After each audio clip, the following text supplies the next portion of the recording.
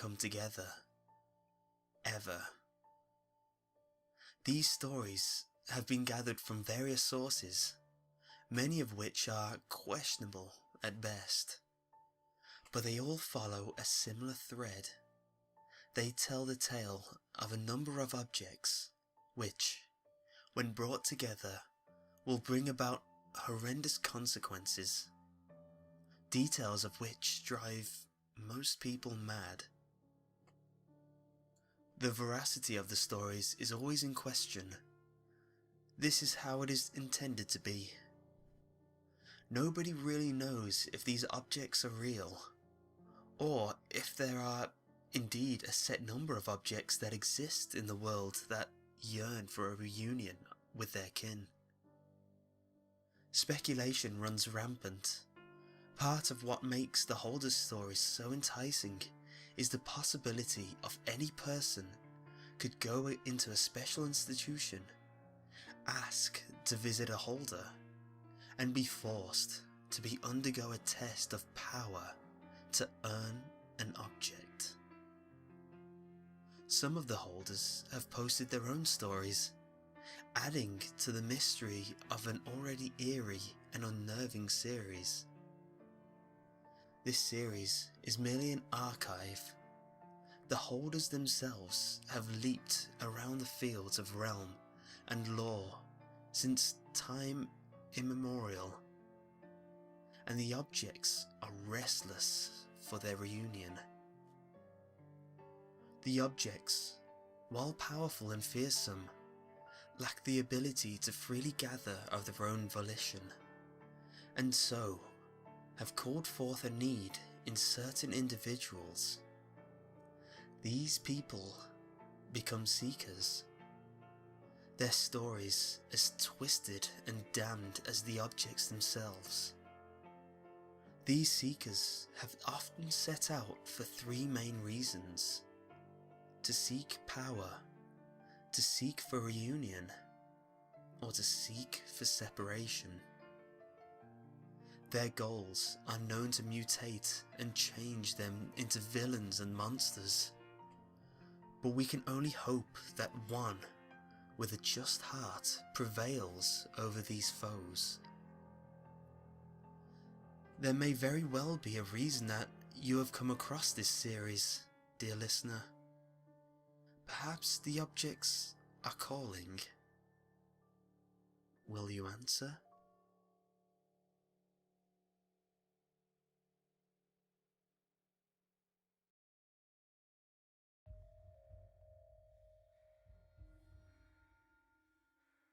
In any city, in any country, go to any mental institution or halfway house you can get yourself to. When you reach the front desk, ask to visit someone who calls himself the Holder of Rage.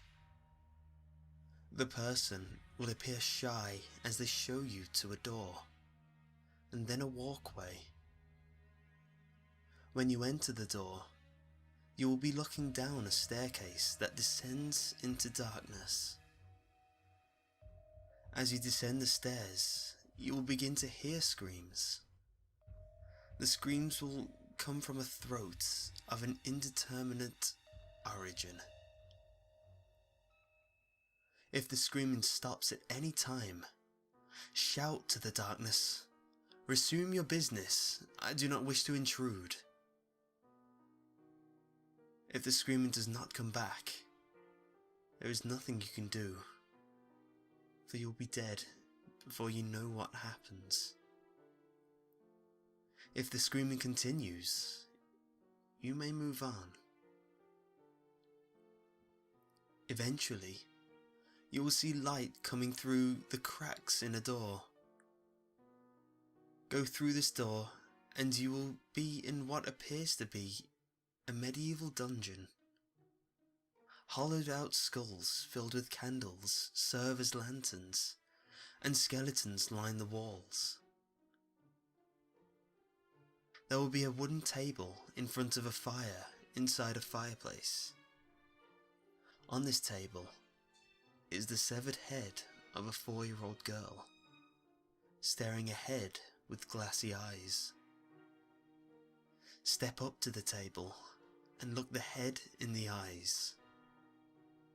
In a clear, commanding voice, ask, who will stop them from coming together? The head will look you in the eyes and tell you a tale of a man. She will tell you his entire story, from his violent birth to what he is doing that very moment. His deeds will be recounted in horrifying detail. He is a murderer of which the likes have never been seen, and he is just as mad. In the end of the story, if she tells you he's listening to our conversation, you will be dragged out of the room and never be heard from again.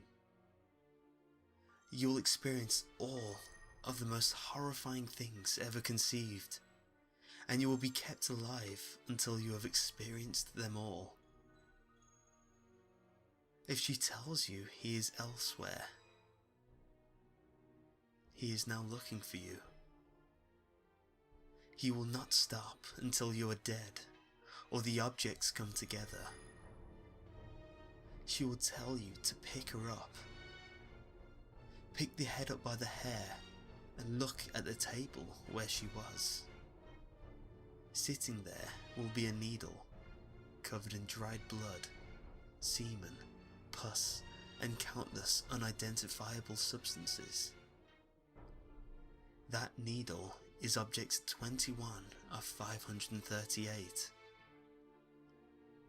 The hunt has begun, and the clock is ticking.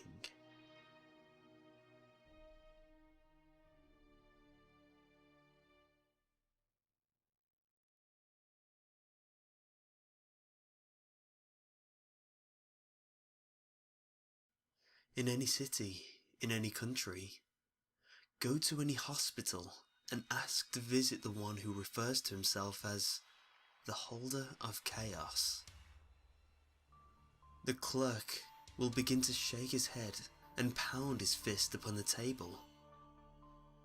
Ask him thrice more, and he will stand up quietly and lead you to a room with only one door. The one which you entered through. You must close your eyes. If you don't, you will forever be stricken blind, and the only thing you will see is the constant sight of utter chaos.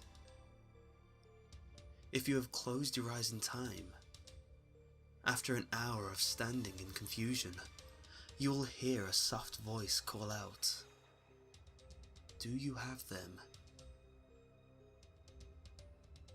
Do not answer this question. Instead, stamp your foot upon the floor and then open your eyes.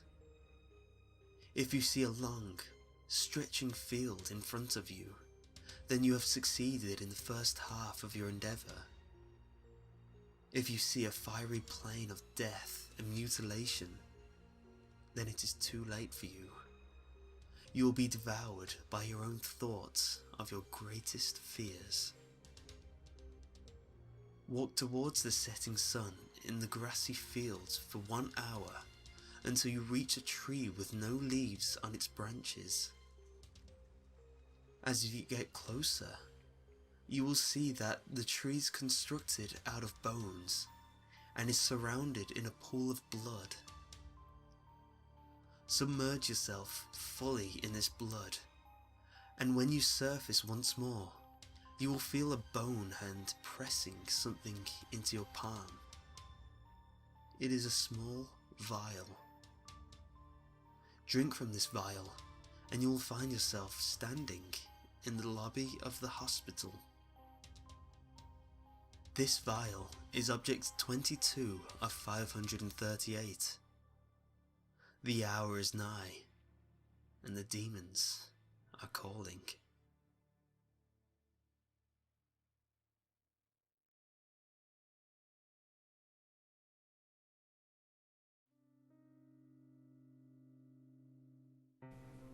In any city, in any country, Go to any mental institution or halfway house you can get yourself to.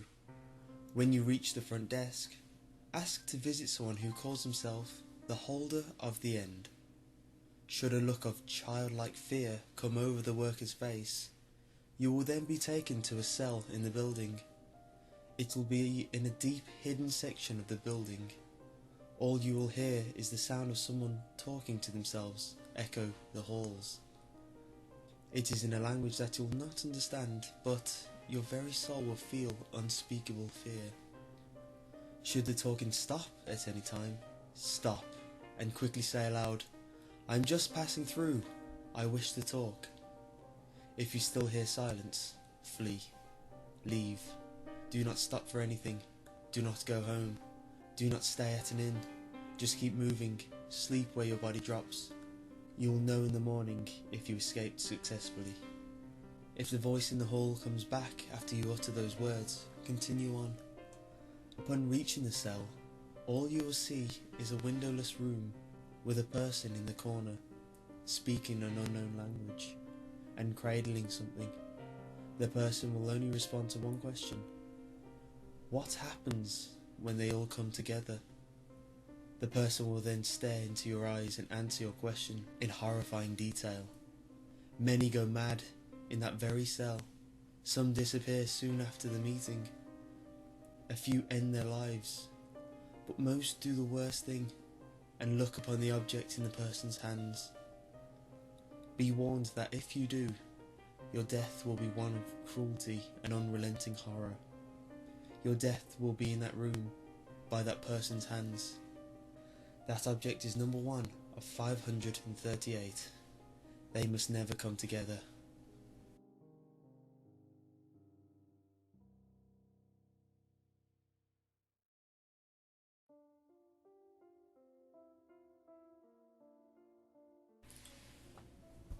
In any city, in any country, go to any mental institution or halfway house you can get yourself to. When you reach the front desk, ask to visit someone who calls herself the holder of the beginning. A small smile will work its way over the person's mouth, almost as if to say, "You fool." You will then be taken down a hallway, seemingly leading out into a place it shouldn't. Physically, this place shouldn't exist anywhere in this institution, yet it does. The hall will be forever silent. Even if you try and make a noise, screams will die before leaving your mouth, and footsteps will be muffled. Your guide will simply point to the door. If you enter, you will find a cozy room full of pleasant yet unidentifiable perfume. In the center of the room, you will see a beautiful woman holding her arm as if cradling something. Further inspection will reveal that she is, in fact, holding nothing at all. This room will remain just as silent as the hallway you just left.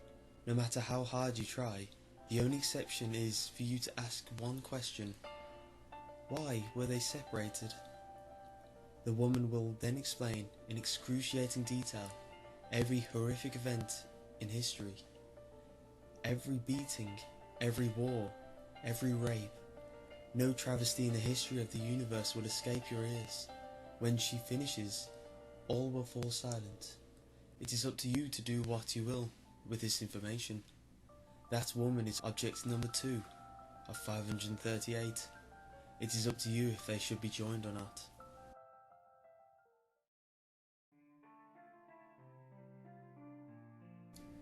In any city, in any country, go to any mental institution or halfway house you can get yourself to. When you reach the front desk, ask to visit someone who calls himself the holder of eternity. A sigh might escape the worker as they look upon you with the utmost pity. They will take you down a flight of stairs into what should be the basement of the building, yet there isn't. As you press deeper and deeper into the underbelly of the institution, you will begin to hear a chorus of screams.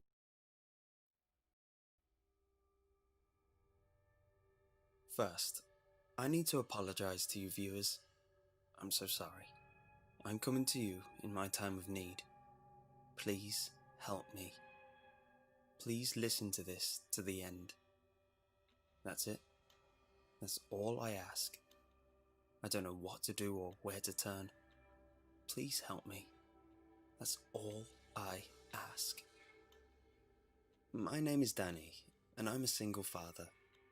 I don't tell you this like it's some badge of honor and I'm expecting cookies, milk and chocolate-covered snowflakes like most others in my social circle would. They want your pats on the back and recognition. I just want some of your time. I see fatherhood as a burden. Necessary, yes, but still a burden. My son's name is Jesse. He's 11. That's 5th grade for you math haters. Jesse started the 5th grade this year like any other kid would. There was a little bit of trepidation and lots of excitement. He was a happy-go-lucky sort of kid, full of life and energy. All that changed after he met Stan on Tuesday. Stan was a late addition to Jesse's class, a transfer student from another district. Jesse's teacher sat Stan next to Jesse.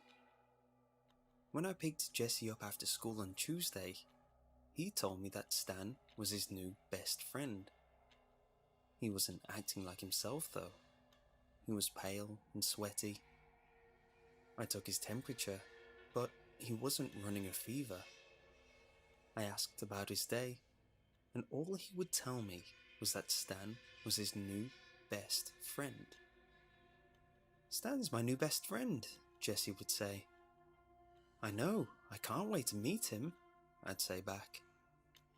Dad, Stan is great, you should meet him. He's my new best friend, the best in the world. We must have had this same conversation 1,000 times that night. When I tucked Jesse in bed, he looked up at me with tears in his eyes. He put his little hand in front of his face and wiggled his index finger, telling me to come closer. I bent over him, and he put his hand to either side of his mouth.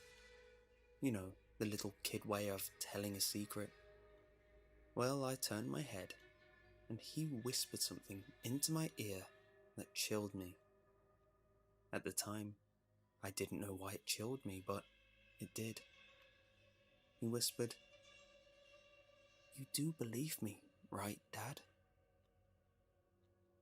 I sat back up and looked down at him. "Believe you about what, son?"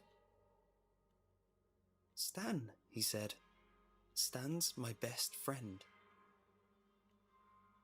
I nodded and took his temperature once more. Again, he wasn't running a fever. I went to bed, but couldn't really sleep that night. On Wednesday, I pulled up to the school to drop Jesse off. He got this really weird look on his face and told me that he didn't want to go in. "Are you feeling sick?" I asked. "No," he said. He was chewing on his bottom lip like crazy. This was something else I'd never seen him do. "No, I need to go to school." He opened the car door and got out. No goodbye, no I love you, nothing. He trudged up the front steps of the school with his head down. I let off the brake and turned away to drive to work. A little boy was standing right in front of my car. 2 more seconds and I would have run him over. The boy was pale, with a mop of blonde hair that was almost white and bright blue eyes. He knocked on the hood of my car twice, waved once, and walked up the stairs to school. When I picked Jesse up after school on Wednesday, he looked a lot better. He was a tiny bit paler than normal, but he seemed happy. He told me all about his day. He told me about dinosaurs and music and math, and then he told me about recess. And then, after math period, we had recess. Dad, you'll never guess what I did today at recess. "Tell me," I said, smiling to myself as I'm driving. I'm thinking tag, football, keep away, all the things I remember the boys doing at recess when I was that age. Something benign, something normal. I joined a church. I frowned at this. A church? At recess? Jessie nodded. The Church of Stan. I thought that it must be some sort of new make-believe game the kids were playing. What's the Church of Stan? I asked. It's Stan's church, Dad. Jessie laughed like I was the silliest person in the world for asking that question. What do you guys do though? You know, as members? I asked. Lots of stuff. Today though, we just listened to Stan talk. He was saying some funny words and I got sleepy and dozed off. A bunch of us did. I pulled into the driveway at home and we got out. Was that it? I asked. Things sounded weird for sure, but the kids didn't seem to be doing anything wrong. Stan gave us flyers too. Jessie pulled out a crinkled up piece of paper and handed it to me. It was a piece of manila paper with 3 words written in black marker. Church of Stan. Again, weird, but nothing wrong. I just thought the boys were playing make-believe. I was wrong. When I picked Jessie up after school yesterday, I could tell that something was very wrong with my little boy. He looked panicked and scared. What's going on, son? I asked, reaching out to feel his forehead. No fever. We played the soul game today, he said. Jessie's head was on a swivel. He couldn't sit still. He kept looking all around as we headed home. The soul game? I asked. Jessie just nodded and kept trying to look everywhere at once. Beads of sweat dotted his upper lip. What's the soul game? I asked. Jessie shook his head no and said nothing. Jessie, what's the soul game? I asked. I told him I didn't want to, but he said he wouldn't be my friend anymore if I didn't play. Who wouldn't be your friend? Where were the teachers? Jessie started breathing harder, but still answered. It happened in the church, he said. Then he whispered, Teachers aren't allowed in the church. The Church of Stan? I asked. Jessie nodded, and a tear slipped down his cheek. What's the soul game, Jessie? I'm your father. You tell me right now, and I'll take care of everything, I said. I can't tell you, Dad. I can't. The rules are bad. They're so bad. What about Stan? I asked. Will Stan tell me the rules? No! Jessie screamed this and scared me half to death. Don't ask him the rules. Please don't, Dad. Please. I pulled into the driveway, scared and confused. Promise me, Dad. Promise me, promise me, promise me, promise me, please. Jessie was bawling now, terrified. I took him into my arms and rocked him. I hadn't rocked him like that since he'd been in kindergarten. He fell asleep in my arms and I carried him inside. I took him straight to his room and got him ready for bed. He just needs sleep, I kept telling myself. All he needs is sleep. I put him to bed and ate dinner alone. I checked up on him around 9 when I went to bed. He seemed to be sleeping well, so I decided to go to sleep. I woke up to him screaming at the top of his lungs 18 minutes after midnight last night. I ran to his room, but he wasn't in his bed. I turned on the light, and Jesse came flying out of the closet like something was chasing him. He latched onto my leg and kept screaming. I tried to calm him down and ask what was wrong at the same time. It wasn't making any sense. He just kept screaming about the soul game. It was impossible. I kept asking what that was, but he wouldn't tell me. I tried to put him back to bed, but he would have none of it. Finally, I just took him to my room, and he slept in my bed. Jesse fell right to sleep. I was lying on my side, watching him, stroking his hair, when his eyes popped open, and he stared right into mine. "I'll tell you the rules after school tomorrow," he said. Then he closed his eyes. What was going on with my kid? In the darkness, I stared at the ceiling for a long time before rolling over to my side and staring into the bathroom. You know how when you're at the edge of sleep, sometimes your leg will kick and jerk you awake, or you'll imagine yourself falling, or that you've tripped over something and get jerked awake? That happened to me all last night. Only I kept being ripped from sleep by seeing something in the doorway to the bathroom. Every time my eyes would start to slip shut, I'd see the dark outline of something large in the doorway and jerk awake. Of course, nothing would be there, and I would start falling asleep again.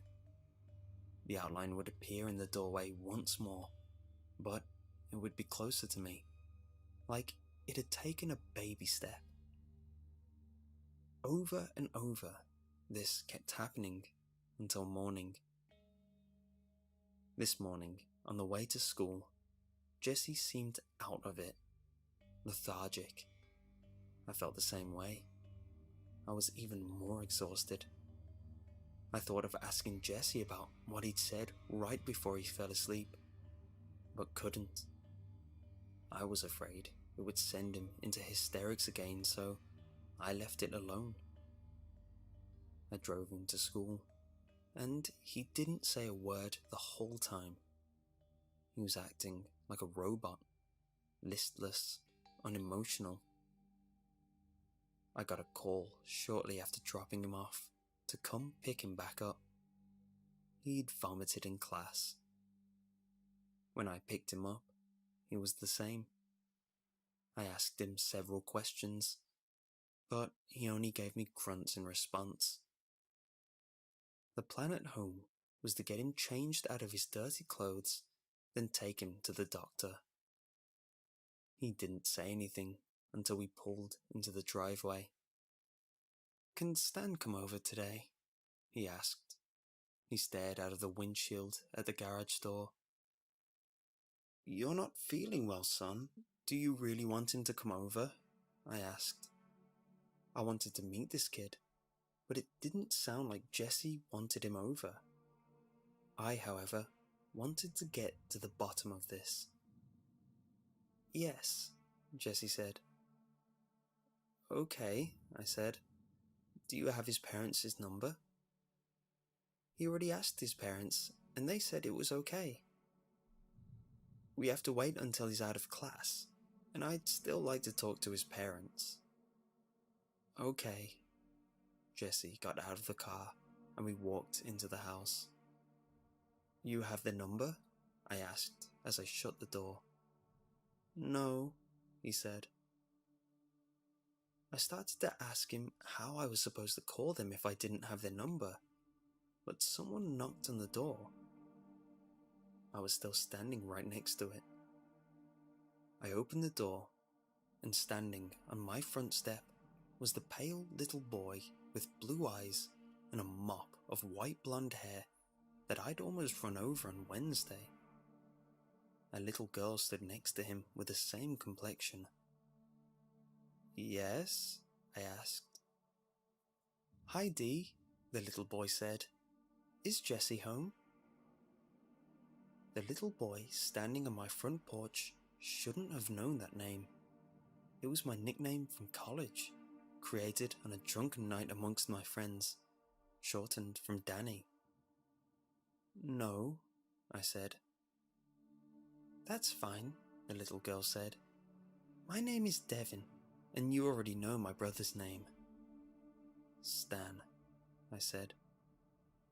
The little girl covered her mouth and giggled. Stan smiled and shrugged. "It's really quite simple. Rule 1, don't walk past mirrors in the dark. Rule 2, don't leave any doors open when you go to bed tonight. Ask your son what Rule 3 is, and remember, the creak means you're falling behind. A rustle means you've almost lost. When the lights go down, hopefully you won't see the dark shadow standing in the corner of the room. Hopefully you won't hear it breathing as your eyes shut and you begin to drift off. And if you hear a bang, well, hopefully you never hear a bang." Stan turned and walked away with his sister. I stared after them both and shook my head. I wouldn't play their stupid game. I walked into the house and found Jessie sitting at the kitchen table, crying. "What's wrong?" I asked. "I heard a bang," he whispered. My mouth went dry. "When does the game end?" I asked. "It doesn't," he whispered. "It never ends." My heart started beating faster. "What's the third rule, Jesse?" His face fell, and he sucked in a deep breath. "Rule 3. Knowing all 3 rules makes you a player." My stomach dropped. "What happens if you lose?" "When it's dark, you'll hear them coming. They like to let you know when they're getting close." "Who?" "Stan and Devin," Jessie said. "They'll reach out through the mirrors or open doorways and drag you through." "How do you win?" I asked. "You win if you tell more people the rules to the soul game than the person that told you does." Like I said, viewers, I'm so sorry. But thanks for helping, really. I'm going to enjoy my newfound freedom, and I hope that you enjoy your night. Give Stan and Devin my best.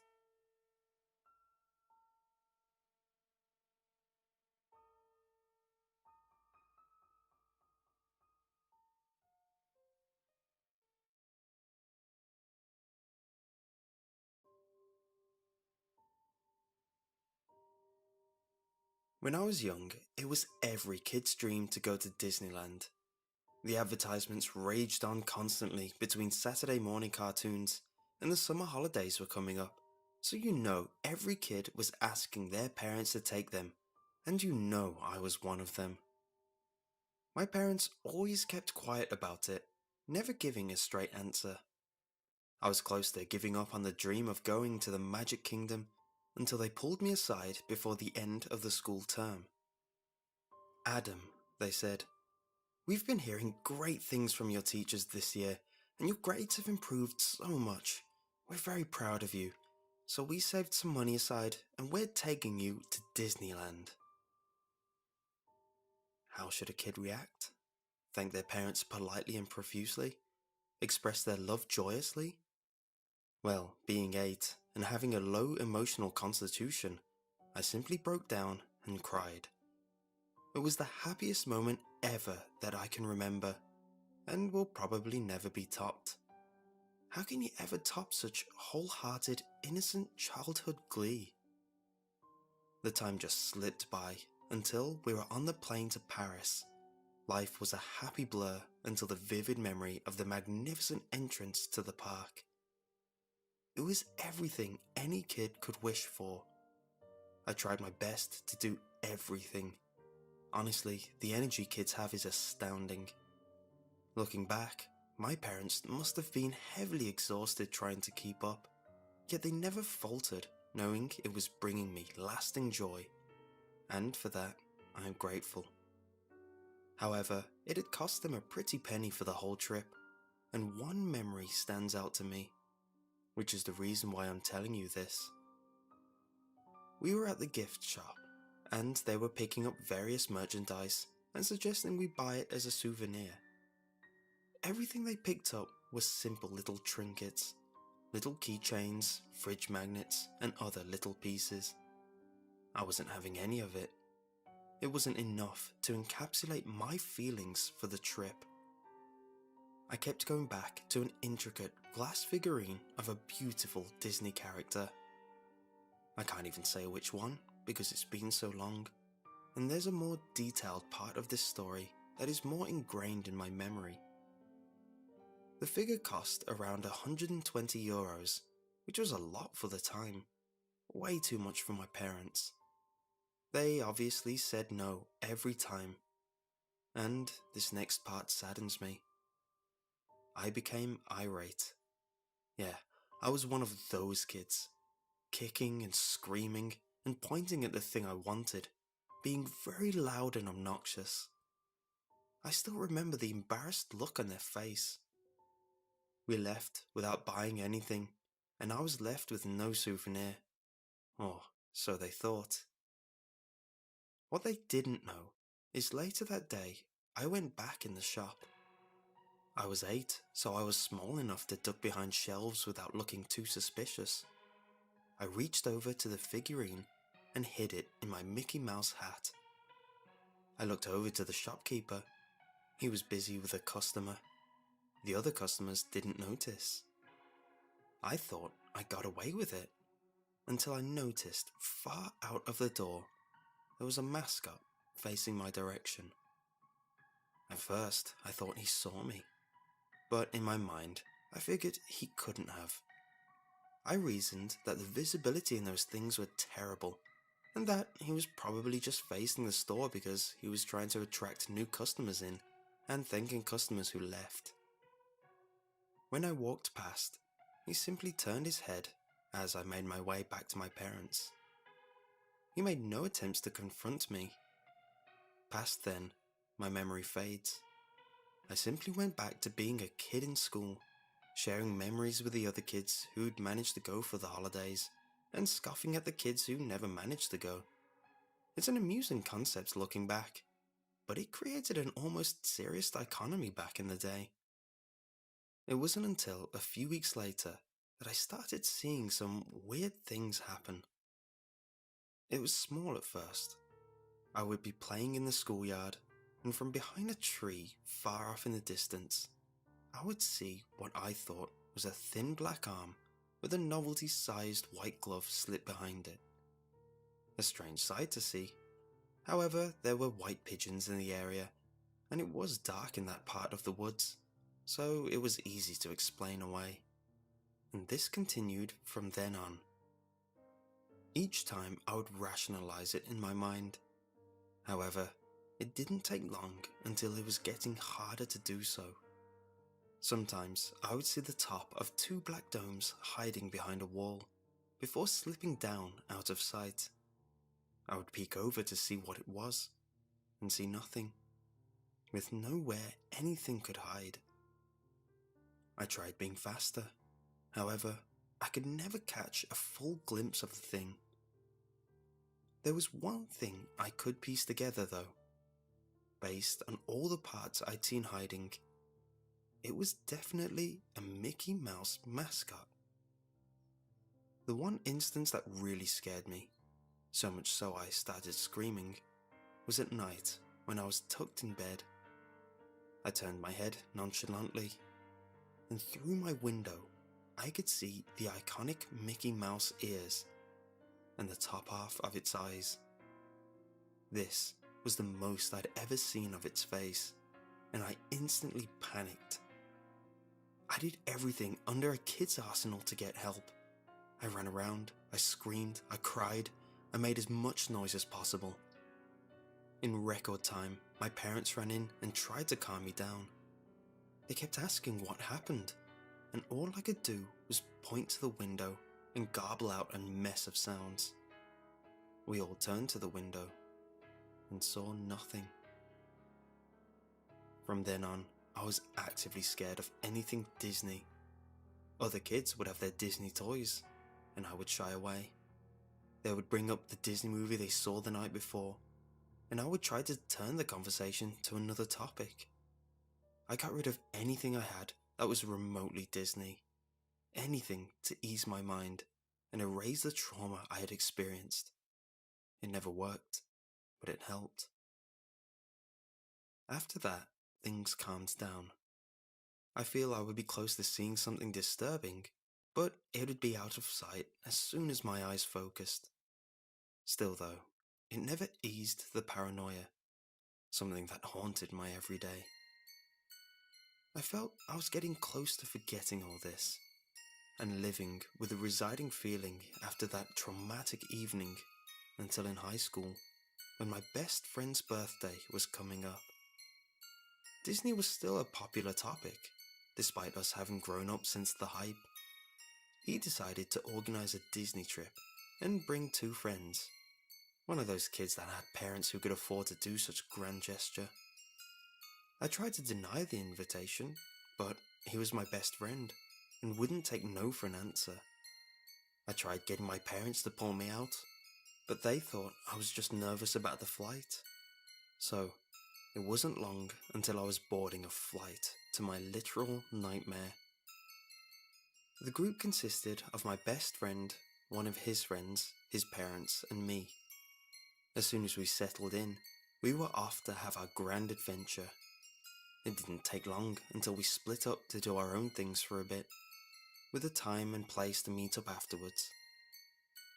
I strolled around the park, trying to mind my own business and avoid the mascots.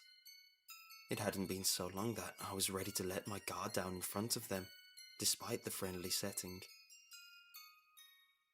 It was odd, but every time I walked past the mascot, I swear they would briefly drop what they were doing, whether they were promoting merchandise or talking to a kid, and just stare at me as I passed. They just turn their heads slowly, their novelty-sized eyes glaring at me, cold and dead. At night, I tried to feel safe. I locked my door, tucked under my blanket, and tried to sleep the night away. However, I couldn't. The light seeping in through the open curtain perturbed me, and briefly reminded me of that night so long ago. I figured it couldn't happen again if I fully shut my curtain, so I went over to do so. As I grabbed each side to draw them shut, I noticed something in the distance. Standing in the middle of the grounds, completely in the open, was a mascot. It was Mickey, just standing there. If it wasn't so far away, I could have sworn it was looking at my window. I stared for a bit. It was just glaring, unmoving, disturbing. My heart started to race. I was scared to look away, but eventually I developed a resolve and pulled the curtain shut as hard as I could. I raced to my bed and wrapped myself so tight that any childish fear couldn't penetrate, and I slept to the gentle sound of something soft brushing my window, and what I fear now was heavy breathing. In the morning, I woke up exhausted. My friends, on the other hand, were sprightly awake and ready for a day of action. Obviously, I tried bringing up the night before, but you can never fully convey anything as simple as a mascot standing, unmoving in a theme park without getting the simple answers. It was probably just an empty costume left out. It was probably a mascot on break. I was probably just dreaming it. Seems it's easy to believe the simple solutions than to humour the terrifying one. I stayed alert for the rest of the trip, pretending to enjoy the place around my friends and the parents, and keeping a low profile while alone. It felt like an eternity, but I made it home in one piece. I want to say things calmed down from here, but they didn't. It got worse.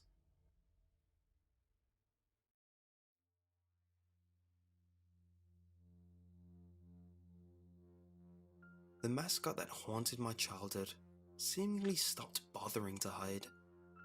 I would catch it just standing out in the open, taunting me with its presence.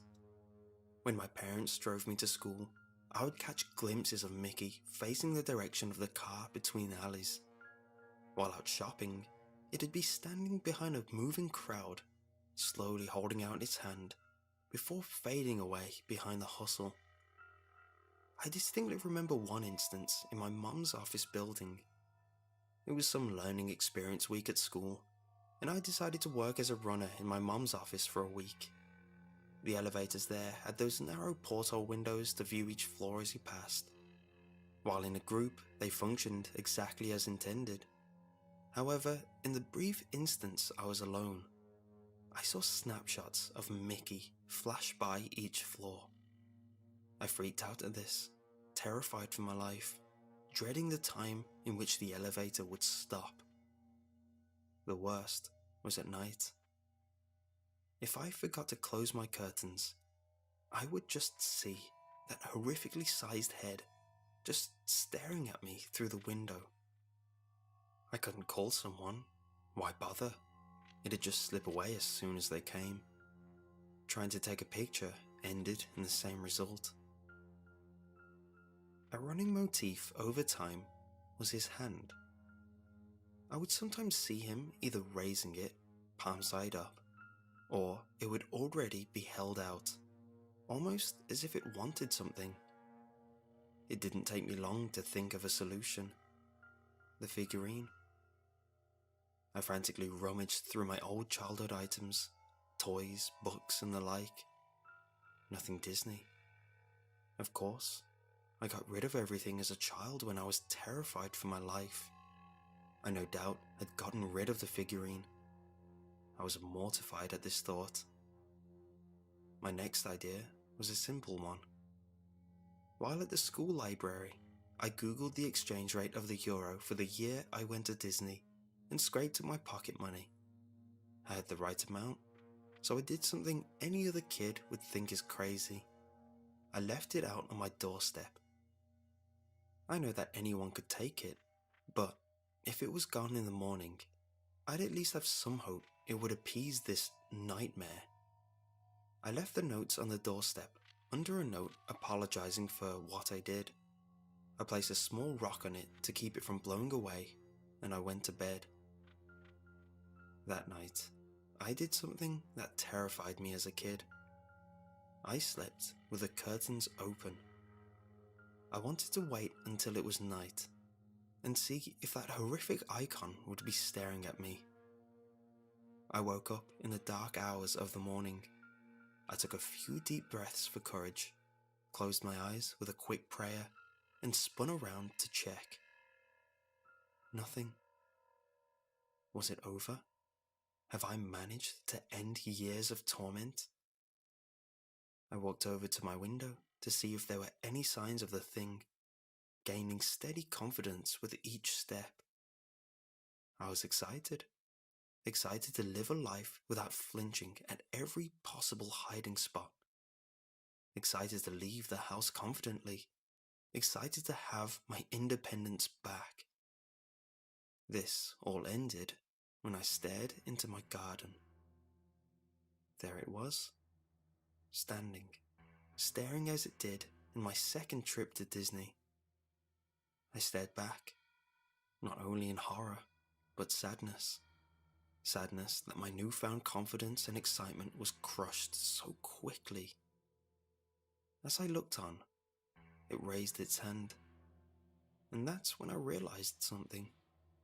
Maybe it's not holding its hand out for the item back, or any kind of repayment. Maybe it's holding its hand out for me. I know this sounds insane, but I may take it up. Maybe it wants to tell me something, or even show me something.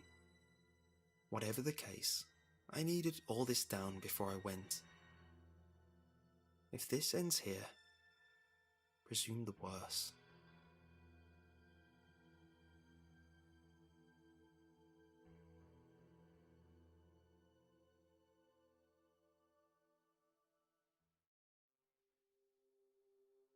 If you are listening to this right now, it is necessary that you get out of your house immediately. Why this is happening. But as far as I'm concerned, it's not safe for anyone to be listening to this inside right now. Get in your car, get to the nearest town or city, and listen to it there. Because I don't know how much longer it is until that thing comes around for you or anyone else. I don't know what this creature is or how many of them exist.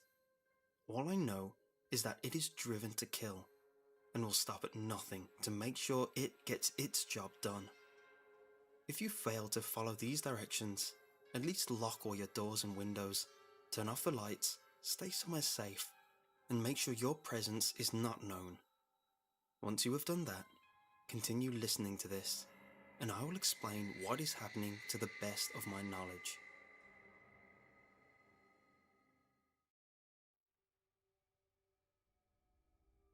One night, I was sitting at home watching TV.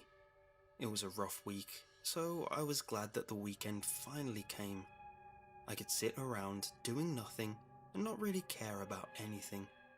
Everything seemed normal, or so I thought. But while I was watching TV, I noticed something odd. Coming out of the forest in my backyard was a man. Well, I'm not sure I could exactly call it that. He was about 5 feet tall, pale white, completely naked, and had very long arms. And I mean very long arms. They were dragging behind him like dead weight, and the way he walked almost made it seem like they were a burden to him. His hands were dragging a very large object behind him that I could not see at the time. As he took each step, I noticed that he walked with a very lumbering motion. Each step seemed to drain the very light out of him. I almost wanted to help it. That is, until I saw its face. As it got closer to me, I saw that where his eyes were meant to be, there was nothing but 2 glowing red dots, resting in swollen sockets on his face. He had no nose, and he lacked lips as well. His mouth was stuck in a very wide grin, and his teeth were very large. That is to say, if they were teeth, they were more like nails, protruding from his bleeding gums. It had long, jet black hair that almost touched its waist. The thing paid no attention to me, dragging whatever it was carrying behind it, like it was his eternal duty. I could hear soft panting. I saw fog coming from its mouth after each breath, due to the fact that it was the middle of winter. As he began to get closer to the house, I became more. I quickly and silently shut off my TV, turned out my lights, and hid in my bedroom upstairs.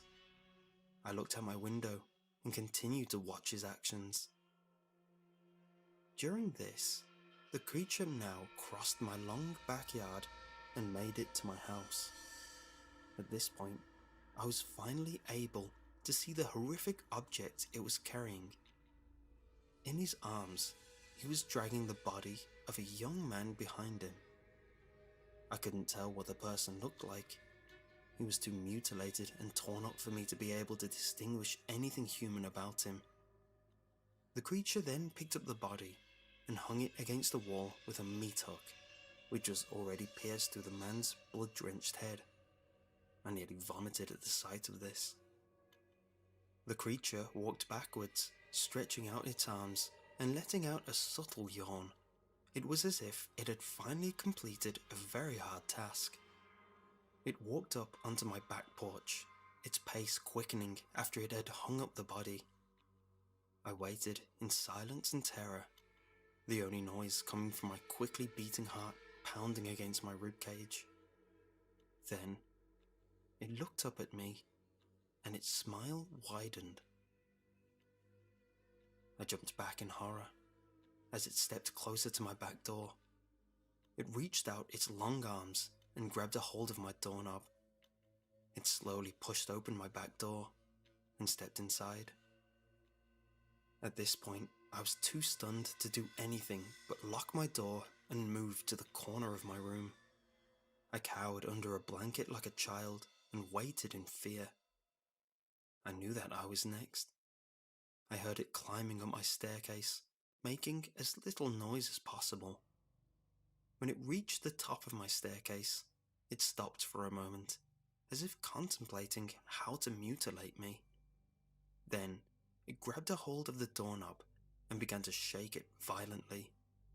It kept shaking the doorknob, hoping to break in, but to no avail. I heard the creature walk down the stairs and head out my back door. I watched the creature as it slowly sulked back into the forest. I waited for a few minutes, in case it came back with some kind of axe to chop down my door. I must have waited in my room for half an hour before I finally decided it was safe. I quickly ran down the stairs and out of my house. I got into my car and drove out of there as fast as I could. Whatever that creature was, I didn't want to be around it when it came back. I went to the nearest town and rented a hotel. I stayed there for the night, and I decided I would report the incident to the police in the morning. I wasn't sure they would believe me, but it was better than getting framed for a murder I didn't commit. The next day, I got up and drove to the police station to report the murders to the police. Right as I entered the station, however, I noticed everything seemed too calm. There were no missing person reports, no murder investigations taking place. It's as if the body I'd seen last night had never existed. It might as well have been my imagination too, because when I returned home, the body wasn't there. In fact, there was no trace that any of last night's events had happened. It was as if it was a dream. Yeah, that had to be it. It had to have been a dream. I probably just woke up frightened and ran out of my house in a panic. I kept telling myself these things, knowing in my heart they were not true. That night, I locked myself in my room and turned off my lights as soon as it got dark out. I wanted to make sure the thing had no idea of my presence. Though it was hard to go to sleep, I finally dozed off, only for a short time, as I was awoken at around 1 in the morning to the sound of scratching. I sat up in my bed and looked out my window, careful to stay hidden. To my horror, the creature was back, scratching against my wall. It was like it wanted to get my attention. When I looked at the wall where it had placed the bodies last night, I saw 12 more in their place. Each one was hanging in a different, gruesome way. 2 people hung upside down from barbed wire wrapped around their ankles. Others were nailed to the wall. One man was hanging from his intestines, which had been very precisely removed from his body. I looked away from this terrible sight, waiting for the creature to put me against the wall with the rest of those people. It opened my back door and entered my house, this time quicker, as if it was more eager to add me to his collection. He climbed up the staircase and started shaking on my doorknob. He kept shaking it until it finally snapped and the door slid open. I watched as the monster's silhouette silently crept through my door. It knelt down next to me. At this point, I was too stunned to do anything, and I just sat there, waiting for my fate. It placed its hands on my chin and lifted my head up so that I was forced to look into its empty eye sockets. I felt its warm breath against my face, which smelled of blood. And then, to my surprise, it spoke. "Father." It spoke with a slow, raspy voice. I couldn't believe what I was hearing. This creature calling me his father? Speaking almost like a child saying his first words? I never had a son, and I would know if I did have a son, and it looked like this. It almost looked sad when it spoke. Father, are you scared, Father? Why are you scared, Father? I kept looking up at the creature in horror. What the heck was going on? Did this thing really think I was his father? I sat in awe and shock at this horrible thing. Father, look outside. It took long breaths between each word, as if talking was a struggle. I made a gift for you. Do you like it? I forced myself to look out the window at the horrific artwork the beast laid out for me to see. The thing really looked at me for a moment as I contemplated an answer. In a shaky voice, I said, Yes, I really, really love your gift. Its smile grew with excitement. It put my head down, and I watched it slowly leave the room. I sighed with relief and moved away from the doorway. Just as I did, however, the creature turned around and looked at me and said something that still, to this moment, causes me to fear for my life and everyone else's life. Its final words to me are the reason I'm getting this message out to everyone. As he crept out of my door for the last time, he said, I am not done, Father. Stay here. I am going to get more people. He hasn't returned yet.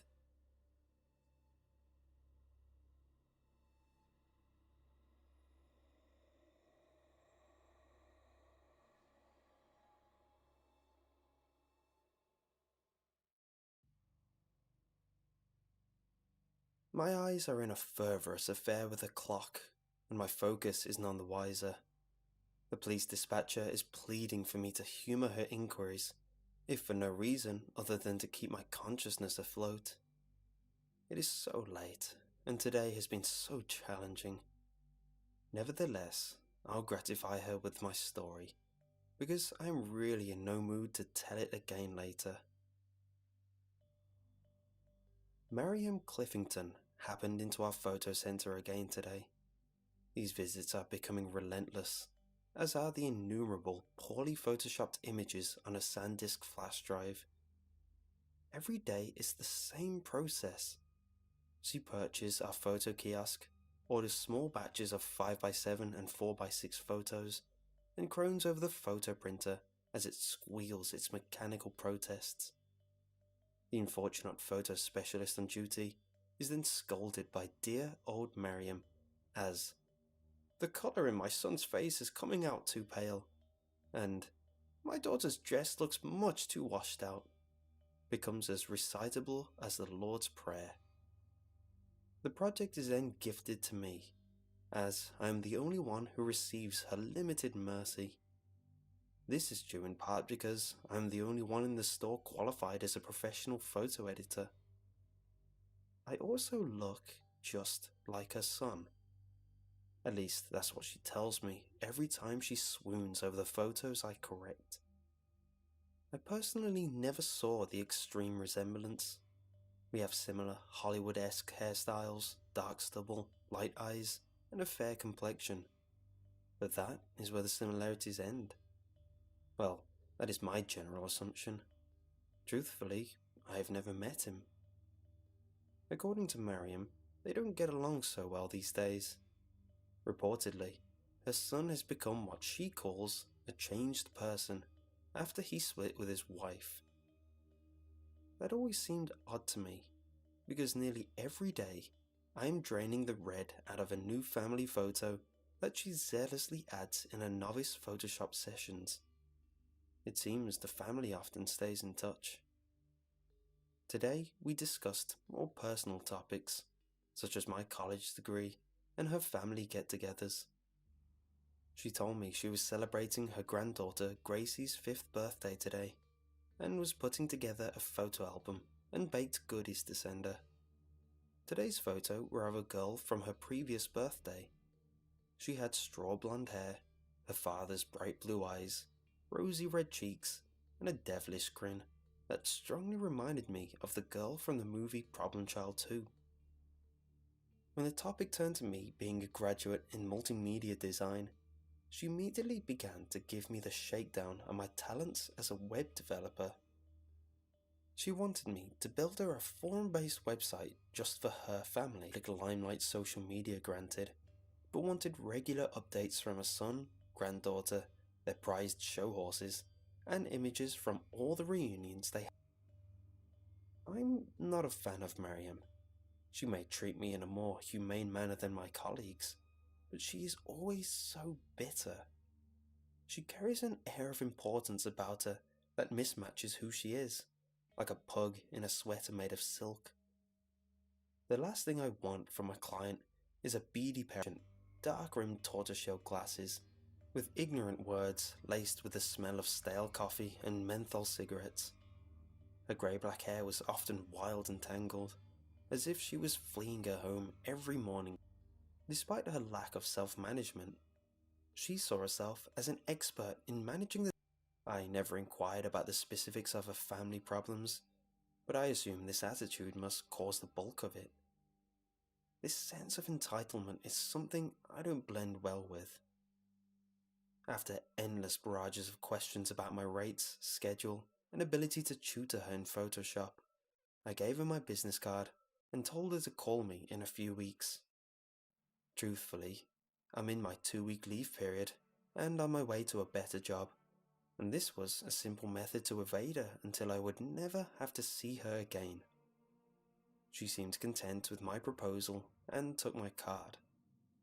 I told her to forward my congratulations to her granddaughter on her 5th year milestone. As she shuffled out of our store, I looked again at the refuse pile of discoloured prints. If her family is so dysfunctional, why does she bring in new photos of her son and granddaughter every other day? Why, as a spitting image of the son she frequently quarrels with, am I so reasonably treated by her? Those suspicions came to fruition a few hours later when a 20-something couple dropped off a few rolls of 35mm film.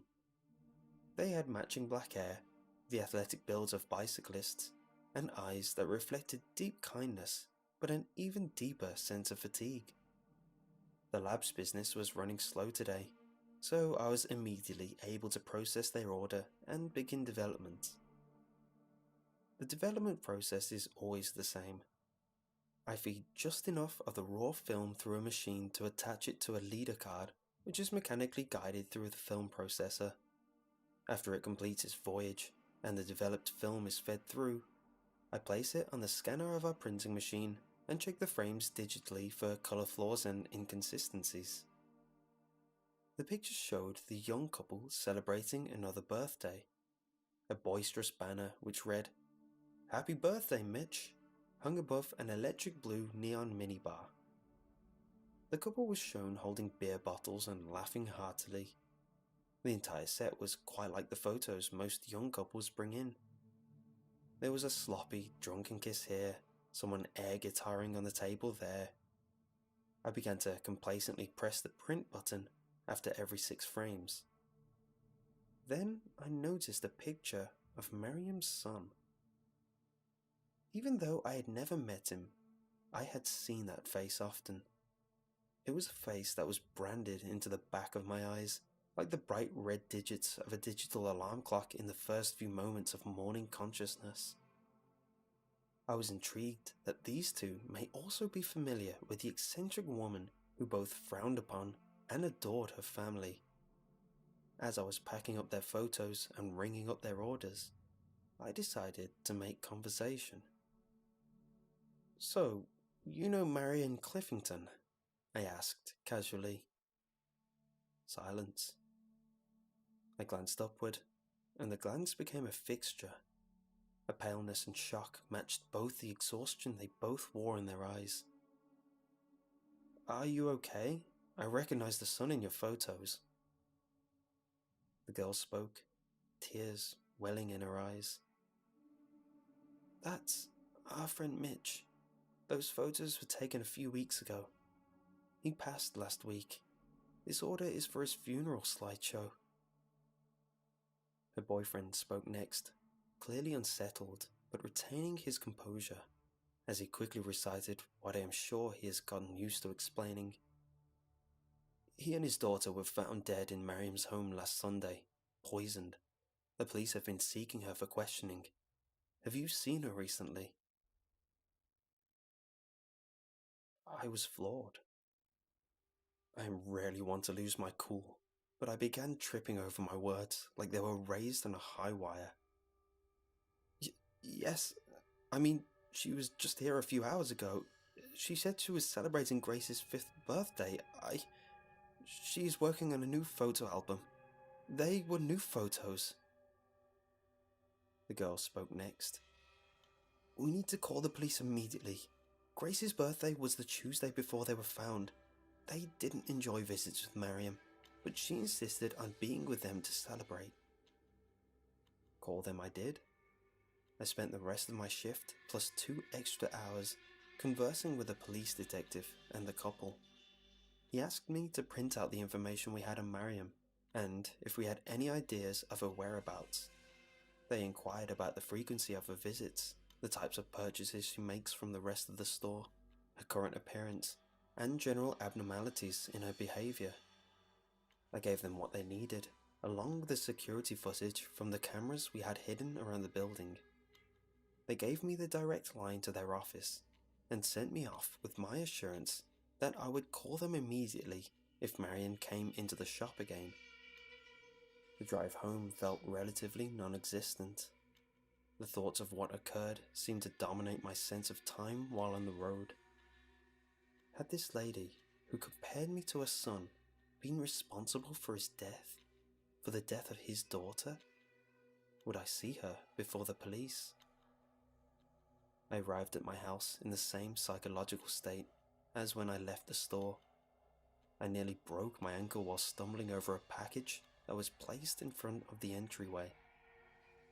I brought it inside, into the light, and saw that the sender's name was Mom. I wasn't sure what the occasion was, but I assumed it was a late Thanksgiving care package. Regardless, it was good to receive mail from her. I wasn't sure where her new apartment was. Now I had her address. 6312 Prospect Road. Inside the package was a thin box of cookies and a neatly wrapped rectangular gift. I hadn't gotten to eat lunch with all the police activity, so I immediately started tanking through the cookies, as if I had also skipped my last 5 meals. After my 4th cookie, I decided to wipe the crumbs from my hands and see what the mystery gift was. I unceremoniously ripped the red and gold metallic paper off of what appeared to be a small photo album bound in black vinyl. I opened it with giddy curiosity and felt the blood empty from my face. It was a timeline of photos of Marion Cliffington's family. These weren't the fun family get-togethers I had recrafted at the photo lab. I hadn't printed these at all. Page 1. Mitch and Gracie are propped against the arm of a tan leather sofa, daughter wrapped in father's arms. Their eyes are sunken and rolled backwards, and their tongues are lolled out of their mouths in an unnatural brown colour. There is dried spittle and yellow foam caught in Mitch's black stubble, and a mixture of blood and vomit on the front of Gracie's shirt. The blood vessels in their faces are a sickly blue, and their skin is pale and puffy. This photo is labelled, "Tuesday. Happy birthday, Gracie." Page 2. The bodies are placed in a maroon 2013 Toyota RAV4. They've been cleaned up and posed. Mitch is in the front seat, Gracie in the center back seat. Their skin has continued to swell so their eyes are puffy slits. Their now purple lips have been sewn shut and side-stitched into makeshift smiles. One of Mitch's arms is placed on the wheel, the other propped against the passenger seat in a pathetic wave. The label: Wednesday, taking Gracie to school. Page 3. The bodies are now dressed in swimsuits and are posed around a kiddie pool. Mitch had to be propped up in an unknown manner that is cleverly hidden from the frame. He's on his knees at the edge of the pool in blue and white Hawaiian shorts. Gracie is in the pool, positioned on her belly in a striped pink one-piece bathing suit and a matching swim skirt. The hands are duct taped together and their skin has taken on a sickly yellow colour. They are starting to bruise and darken in areas which they have evidently been placed for too long. The label: Thursday, teaching Gracie to swim. Page 4. Mitch is now dressed in a handsome ivory tuxedo which has a few off-colour stains where his skin is starting to split open. He's at the kitchen table with a full glass of white wine and a lit dining candle in front of him. The sleeves on his arms reveal dark bruising where the tape was wrapped around his daughter's arm the day before. Gracie is not in this picture, but Mariam is. She is grasping one of his rotting hands in one of her own, with a brimming glass of red wine on the other. She wears a motherly smile that sickeningly matches the sewn-on smile her lifeless son now wears. The label: Friday, dinner with a boy. Page 5. Gracie is propped up against the wall, the skin of her arms ripped off where the tape was 2 days prior. Her face is beginning to lose its humanity, but is now coated in makeup worthy of a Little Miss Sunshine pageant. Her straw blonde hair is curled and bouncy, and her artificial smile is beginning to tear along the stitching. Next to her is an assortment of porcelain dolls, each made up and dressed with care that is a bit too sophisticated for a 5-year-old girl. To the far left of the frame, Mariam's reflection can be seen in a full-body mirror, pointing the camera at the twisted salon she constructed. The label: Saturday, Girls' Night Out. Page 6. There is finally a full frame of the house in which this sickening family montage was photographed. It is a modest, one-story home on the foothills of the Rocky Mountains. The paint is a simple white, and it is beginning to flake from a simple picket fence that marked the perimeter. There are no other homes close by that are visible from the angle of the shot. In the left of the frame, the stables of the prized horses Mariam mentioned are visible in the background. The gates are wide open, and the horses are nowhere to be seen. Police cars, ambulances, and yellow crime scene tape blocks the rest of the view, except for the mailbox. The address on the mailbox: 6312 Prospect Road. The sides of the frame indicate motion blur and plastic paneling. Mariam photographed this from a moving vehicle, likely from far away. The label reads: Sunday, the family gets to see policemen in action on career day. On the final page, Mariam is standing in front of my house with the package I had just opened. The label: Thursday, dropping off goodies for my favourite son.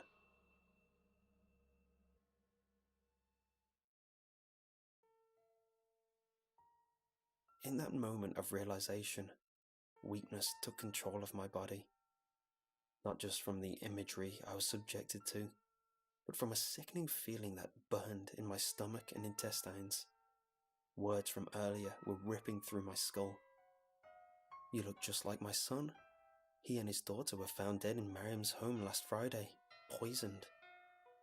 I forced myself to scan the backgrounds of those horrible pictures.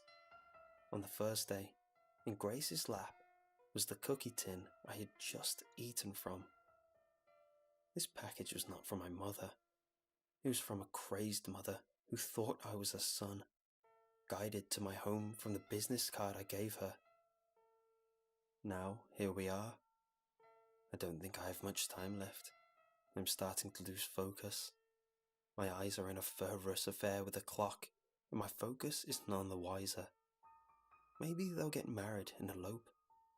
I'll invite this dispatcher to the wedding if I make it through this. I vaguely realise that doesn't make sense, but I don't mind. I am so tired, and now I can't stop coughing. I think I hear sirens in the distance, but I'm not sure if the ambulance has a cure for vomiting blood. Someone is coming up the stairs. I have to go now. Mariam is here, and she wants to give Gracie swimming lessons.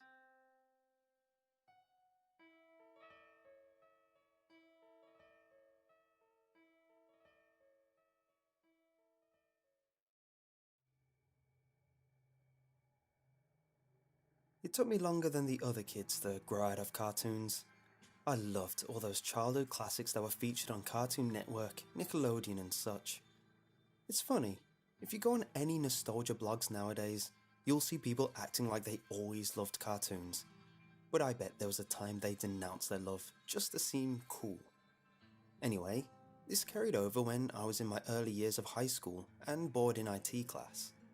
Everyone was just doodling away on paint, playing flash games, or reading random pages found on the web. We had one of those teachers that never really cared about what we did, as long as the work was done.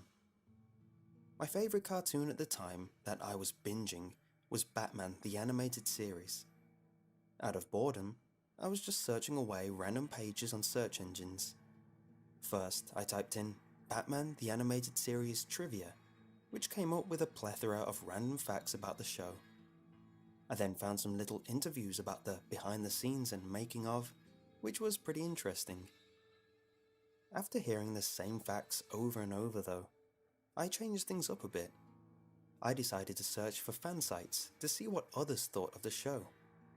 First, I found some popular blogs sharing fanfictions and theories. I even found a few hate pages which peeved me. But alas, I eventually fell into a monotonous grind through the pages of search results. I eventually hit the double-digit figures of search pages, which is when you find the more bizarre and less relevant pages. I came across some role-playing forums, illegal streaming sites of the show, and even a fanatic who acted out episodes in costume. I was just mindlessly clicking through these until I hit a generic, albeit amateur-looking page. It had a generic spiel about how they loved the show, and there were pages of commentary written down on an episode-by-episode basis. I was curious, but as I was getting into things, a pop-up came up. You have been selected for a chance to win £100,000. Obviously, I'd been warned by my parents to be cautious about things that are too good to be true. But I was also at that age where I felt I was destined for something special, and this could be it. I hesitantly clicked on it, and it led to some questionnaire, one question at a time. First, it asked a generic question about Batman. Luckily, I had been reading all the hidden details of the show, and proudly clicked the right answer in the drop-down. Correct, it congratulated me with. This gave me a great feeling and a small shot of adrenaline. This could be it. I could be rich in a matter of seconds, was the thought racing in my mind. This all left me on the next question. What is your name? I was hesitant now. I was especially warned to never fill in personal details on the internet. Class was ending soon and I needed to be fast. If I answered, I could get in trouble, and if I left it, this opportunity would slip me by. In a panic, I looked around my class for inspiration, and my eyes met with the people in my class. Then I came up with a genius idea. I could use someone else's name. First, I looked at my best friend, If all this turned out to be legitimate, he would definitely understand and share the wealth with me. However, if he got in trouble, I would feel like I betrayed him. I was scared to ask him as I didn't want him to laugh at me in case this was all fake.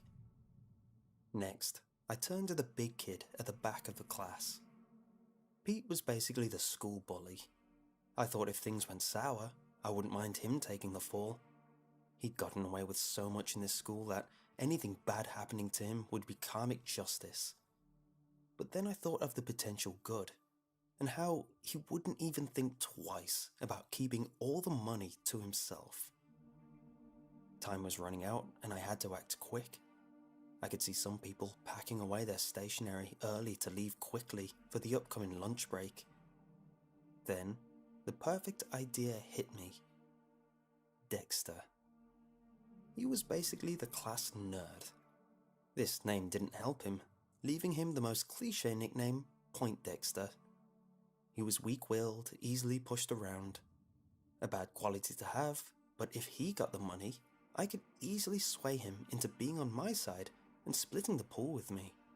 And if things went sour, I could easily deny any connection.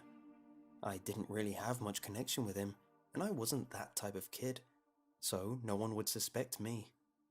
It was the perfect choice. I quickly typed in his name, which led to a box for his address. I had it offhand from his birthday party flyer, which no one showed up to. It would have been social suicide to have shown up. I pulled out the creased flyer from my backpack and hastily filled it in. After that, the pop-up just thanked me and closed. It was anticlimactic to say the least. It was just in time though, as everyone was flooding out for lunch and I didn't want to look suspicious, so I closed everything down and left. Weeks went by and seemingly nothing happened. I didn't want to ask Dexter about it as I didn't want to look stupid that I'd fallen for such a thing, and I didn't want him to know I was filling in his details on random sites. He certainly never acted different in that time, so I figured he hadn't received the money. It was slowly hitting me that I may have been duped. I was watching him at lunch to see if he brought anything with him that may show he secretly received a lump of money, but he just pulled out some simple sandwiches and a chocolate bar. One thing I did notice though, was that he was acting kind of skittish.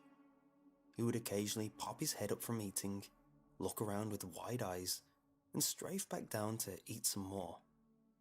I figured he was just looking out for kids who were looking to grief him. He really was a big target for many bullies. A week or two later, and things started getting more noticeable, but not in a good way. His grades started slipping. Now, he was known as Point Dexter for a reason. He was so smart, he usually knew things the teachers didn't. But now, he was noticeably lacking behind. His behavior was becoming more erratic too. He would sometimes lash out at other kids if they walked too close to him and caught him off guard. He would start screaming, seemingly at random. This started to distress the other kids, me included, and Dexter had to be sent out every so often to calm him down. I started to feel like this was my fault. I mean, I put together that this all started after I filled in his details on that pop-up. I nonchalantly brought this up to my mom. The behavior, not the pop-up. And she gave me an interesting explanation. As lightly as possible, she told me he's a little special. She explained that he might act odd from time to time because he had mild autism. I later learned that he was diagnosed on the cusp of the spectrum where he could be in school with the regular kids, which is an offer his parents took up. This explanation was easy to stomach, and as bad as this sounds, I rejoiced inside, knowing it wasn't my fault. Time went by, and things were getting worse. He would show up to school, exhausted and pale, dark circles around his eyes. I no longer felt bad about the pop-up though. I more felt sorry for his parents. I couldn't imagine what it was like for them. But I just accepted this as how things were. Eventually, his behavior got so out of hand that he had to be taken out of class regularly. Usually, he didn't make it past 10 minutes in class before needing to be sent out. It didn't matter anyway. All he'd do was stare out the window with his crazy wide eyes until he would start screaming and panicking away. It was too disruptive to be sorted out every time it happened. It wasn't long until he stopped showing up completely. I asked my parents about it, and they were oddly quiet about it. I asked the other kids, but they said they had a similar response from their parents. We were simply constantly told not to worry. A week later, and more inquiries, all the parents, seemingly at the same time, all started telling us that they simply moved Dexter to a special needs school which could accommodate his condition. Some of the other kids didn't believe their parents, but it was spread enough that it was eventually settled as truth. Now, the reason I'm telling you all this is because of what I found out recently. I found out what really happened. He didn't move. He was kidnapped. On his bed was a note left in scratched, barely legible writing saying, "Dexter is a greedy boy. Dexter is a greedy boy. Dexter is a greedy boy." Over and over again. After he went missing, a silent search operation was conducted around the town to see if they could find him. While searching the industrial estate to see if he was hiding away in an abandoned warehouse, they found his body. His body was stuffed with coins and notes recently stolen from a bank. There was also evidence of the worst things imaginable having happened to him, but you don't need me to describe them to you. It was decided to be kept from the kids to stop fear-mongering and trauma. Plus, telling the kids wouldn't have made us more safer anyway. This wasn't a random kidnapping. There was plenty of evidence that it was premeditated, planned, and was a one-off. However, no evidence could be found of a motive. Except for what I know. I think I may have gotten my classmate killed.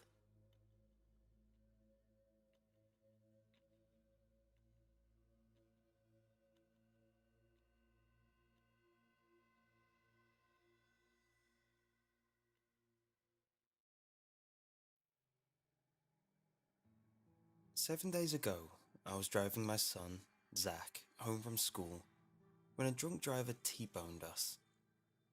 The paramedics managed to drag us out of our flipped vehicle. As soon as I woke up, I looked around the room for my son. I tried to get out of bed, but a nurse rushed into the room and settled me back in. He looked at me for a second before saying, 'Your son is in critical condition right now, but you need to stay on your bed for at least another day before we can let you leave your room.' I tried to argue back, but the words wouldn't come out of my mouth. The nurse left after a couple of seconds. The rest of the day, I sat on the bed and forced myself to stay strong for my son. I knew he couldn't see me right now, but I was all he had now after my wife was found in front of the Walmart parking lot. She was stabbed a total of 12 times and her purse was emptied out. They never found out who killed her. That was just 2 years ago. Zach was just 8 at the time. The day at the funeral was the hardest day of my life. I had to explain that his mother was gone. He didn't cry. He just nodded and stared at the ground for the rest of the day. It took over a year for things to go back to some type of normality. The thought of Zach dying did go through my mind several times, but I quickly dismissed the thought and remained hopeful. The doctor came into my room around 7 at night to run a couple of tests. I tried to ask him about my son, but he just gave me a sympathetic look before telling me that I was pretty much fine besides a couple of scrapes and bruises. I asked if I could go see my son now, but with a sigh, he said, "Harold, let me be completely honest with you. There really isn't much you can do right now. You can see him tomorrow after we release you, but just understand that he is a lot worse off than you. There is a chance he may not make it, but our doctors are trying the very hardest. Get some rest and make sure you mentally prepare yourself before you see your son."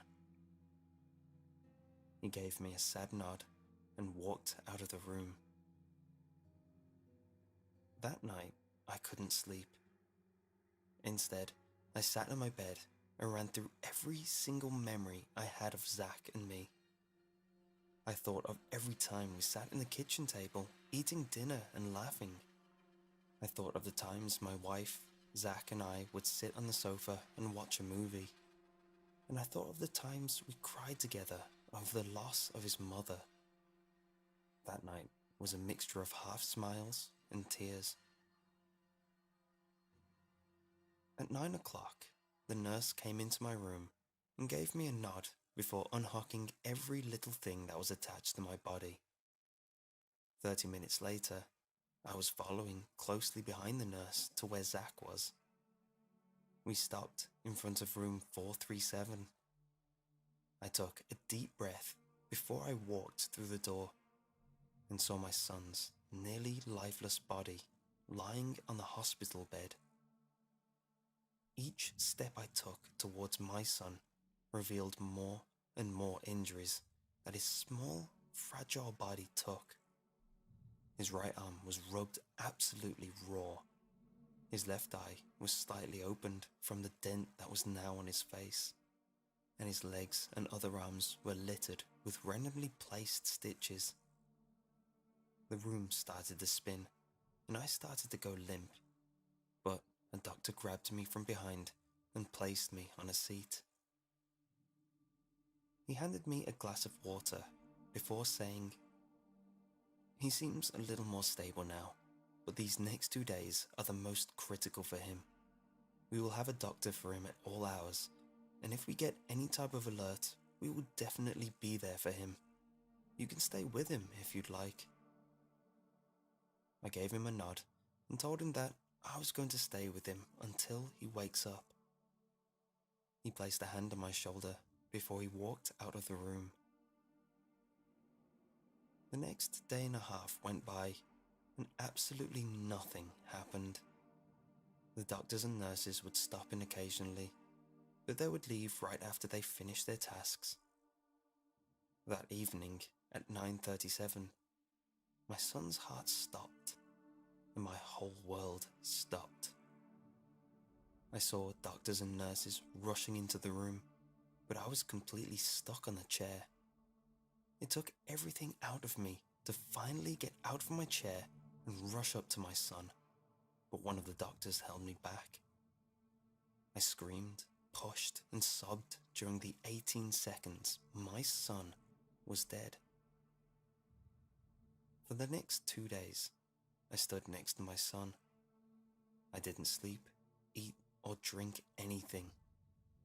I wanted him to somehow know that I was with him.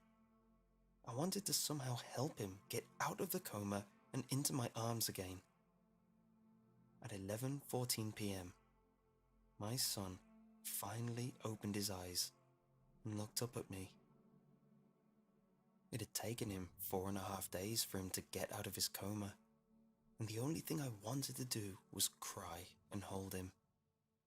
He gave me a small smile before he looked up and frowned. Before I could do anything, Zach went into absolute hysterics. He started off by letting out a series of screams of absolute agony. He tried ripping off his IV and everything else connected to his body, but I held his arms down as carefully as I could before calling for a doctor.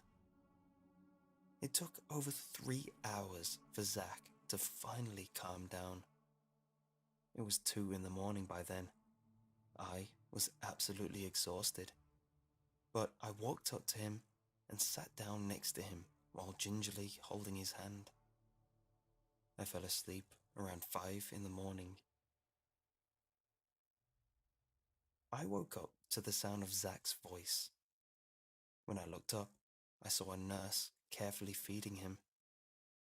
He was telling her about how we go to the park every Saturday and proceeded to ask her if he would be able to go with me this Saturday. She gave him a smile and said, "Well, if you eat plenty of food and do everything the doctors say, you might be able to go very soon. I have to go now, Zach, but why don't you talk to your dad now? It looks like he's awake."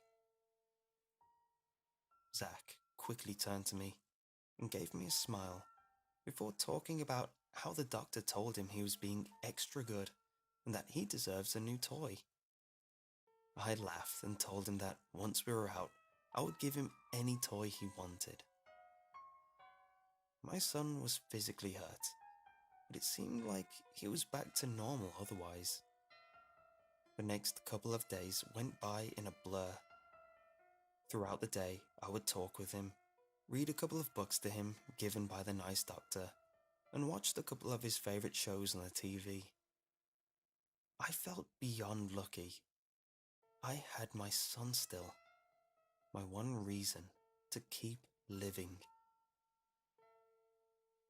Last night, my son started to talk about his experience, and I really don't know what the hell he went through.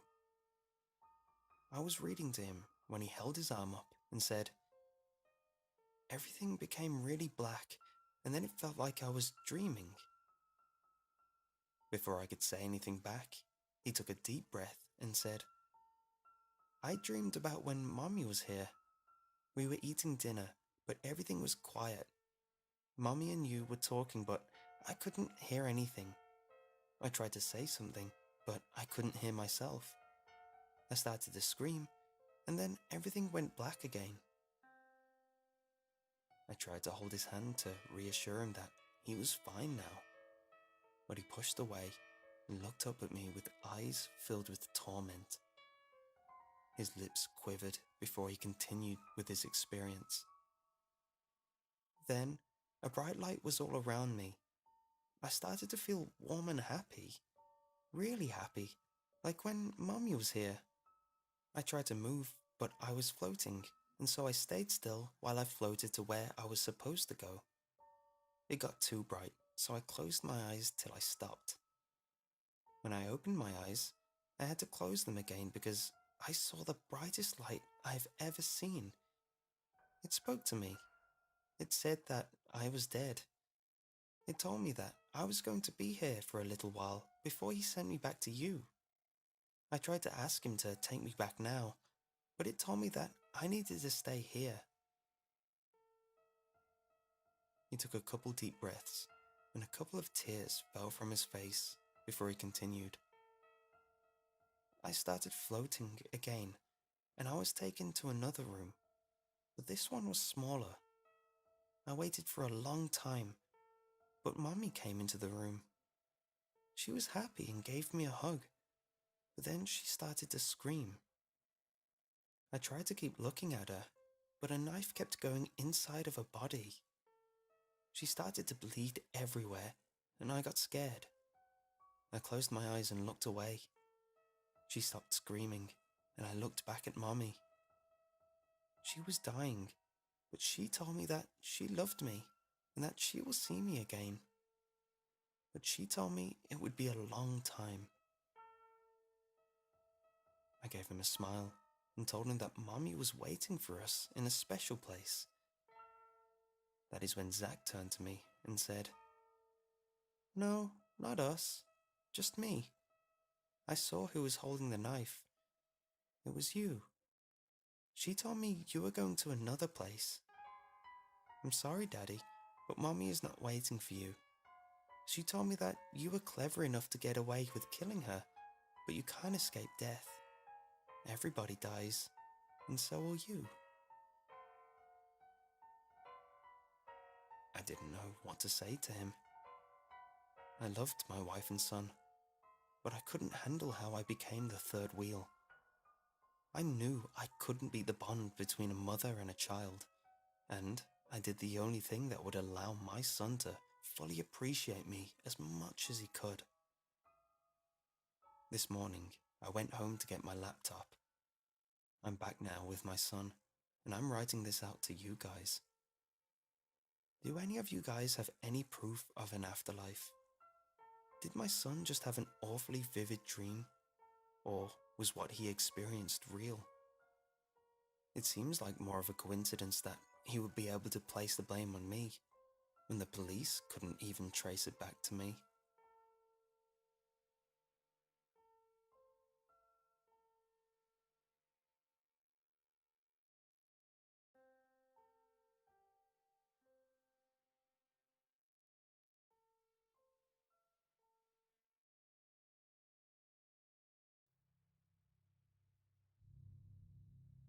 Uh-oh, Julia said, sitting in a playpen. Dan could hear her sloshing a juice around in the sippy cup from across the room as she waved and attempted to say hello.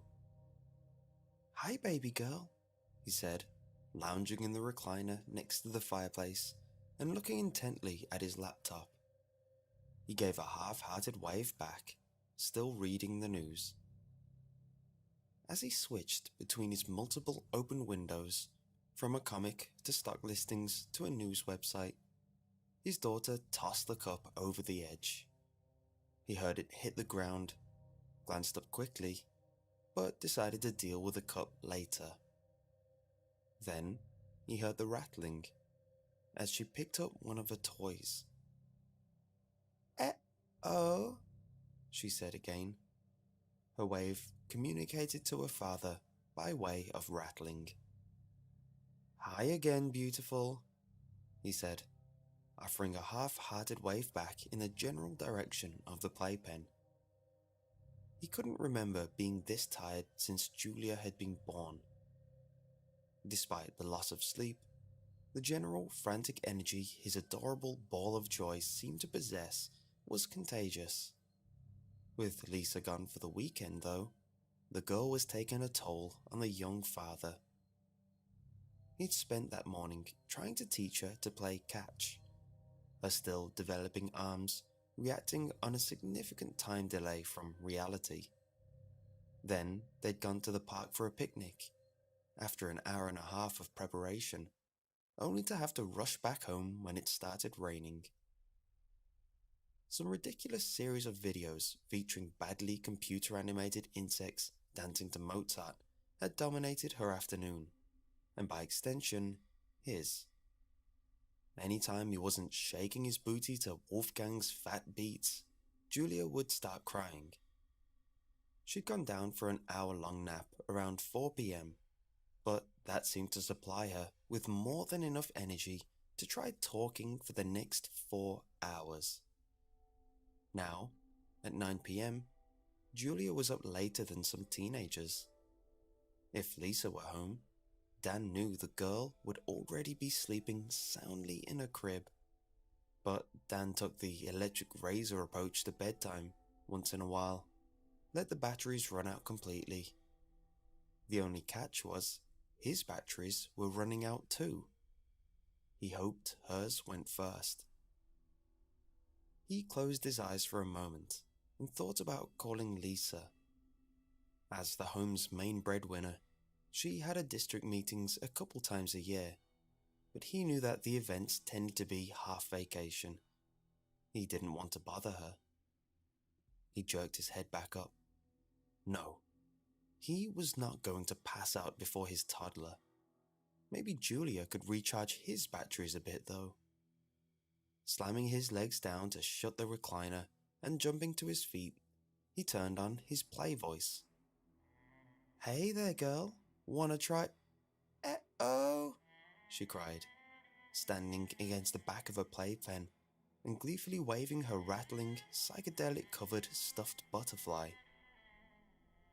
He shut up and stared at her. His dumb, happy dad look froze on his face. She wasn't looking at him, and she wasn't waving at him.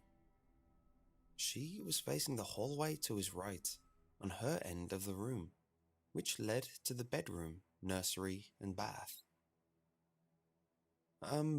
Hey there, he said. Over here. Hi, baby girl. She looked at him for just a moment, smiling the smile of someone who was already happy before you showed up. Then she turned her attention back down the hallway. Uh-oh, she squealed, waving back. He frowned, glancing at the hall from where he stood, even though he couldn't see down it. Then, looking back at the rapt joy on the toddler's face, he stepped closer. Julia's attention down the hall seemed to fade as he got closer, and she plopped on her bottom and picked up a doll as soon as he stood in front of the playpen and stared down at the unlit but obviously empty hallway. As a child-proofing measure, they always shut the 3 doors in the hallway, the nursery on the left, the bedroom on the right, and the bathroom at the end. They all looked to be quite closed. But Dan, who had always valued paranoia over false security, strode back to the mantel and grabbed the fire poker from its stand, then returned to the hallway. Holding the poker in his right hand like a truncheon more than a baseball bat, he didn't bother with stealth as he approached the nursery. He flung the door open, flicked on the light, and did a quick sweep of the room, behind the door and in the closet. Leaving that door open, he went for the bathroom next. With slightly more hesitation, he opened that door and flipped on the light. The bathroom was small, efficient, Lisa said, and the only possible hiding place was behind the shower curtain. Remembering a horror movie cliché so universal it was almost a part of the human brainstem, he slowly stepped to the bath, held the poker with both hands, and hooked it around one side of the curtain. He forced it open. Nothing. He rolled his eyes as he stepped back out of the room, leaving the door open and light on. Now, just one room left. Now that he was this close, he realized he'd been wrong. His bedroom door was definitely ajar, if only by a touch. Just enough that it didn't latch. He didn't imagine he would have done this. He closed his eyes for a moment and took a deep breath. Then he opened them and lightly kicked the door open. His left hand gripped the poker while his right scrambled for the light switch. Finding it, he bathed the room in incandescent safety. There was nothing apparently out of place in the room, but he gaped at the opposite wall. The window was wide open. There was a moment of blind, frenzied, spiders crawling through the brain terror, and he held the poker up and spun around the room quickly, sure he'd missed something horrifying.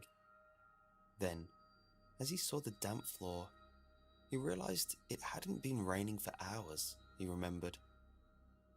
He'd opened all the windows earlier to save on AC. When they came back from their aborted picnic, he'd shut them all due to the rain, except this one. Julia had been crying for her movie just as he'd reached the hall, and before he'd gotten to his bedroom, he was out there turning on the classical music loving bugs and dancing with them. He quickly stepped onto the soggy carpet, went to the window and shut it, for all the good it did now. He needed to get some rags and towels.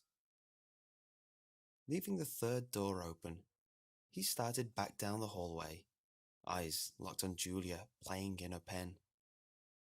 The next thing he knew, he was walking much more quickly down the hallway to Julia. "Baby girl, what is that?" he asked, unable to maintain a play voice this time. Julia was grinning, eyes wet and shining, clutching to her chest a teddy bear. She didn't seem bothered by the bear's missing button eye, or split leg seam, or its dampness, or the smell of years of mildew, mold, and rot. Dan thought his face was going to fall off and hit the floor. He barely mouthed a swear word, then out of some programmed parent response, he didn't finish it. "Come on, baby girl, we're getting out of here," scooping her up and being enveloped in the bear's stench.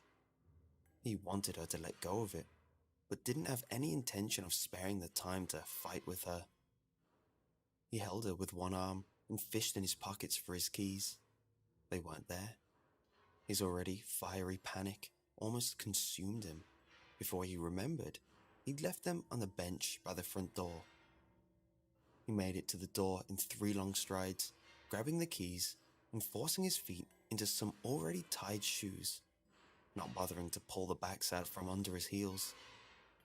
He threw open the door and slammed it behind him. He didn't even consider pausing momentarily to lock it behind him. As he approached his car, almost running, he hit the keyless entry button and heard the reassuring clunk. His head hit the roof as he slid into the driver's seat, Julia still over his shoulder. Screw the car seat just this once, he thought. Keys were slammed into the ignition. Car whipped into the road in reverse. All thoughts of seatbelts or possible destinations driven from his mind by the singular, overwhelming need to get as far away from his house as possible. A block down the road, he exhaled for what seemed like the first time in ages. And he realized Julia was breathing steadily. Her cheek rested on his shoulder, arm pressed against his, the hand still clutching her new toy. Despite everything, he laughed one shrill, almost bark-like release of adrenaline. Her breathing changed immediately, of course, as she woke back up. He felt her shift her head, propping her chin up, her view now over his shoulder. A moment later, he felt her arm lift from his. In his peripheral vision, he could see the foul bear swinging wildly as Julia waved into the back seat. "Eh-oh," she said.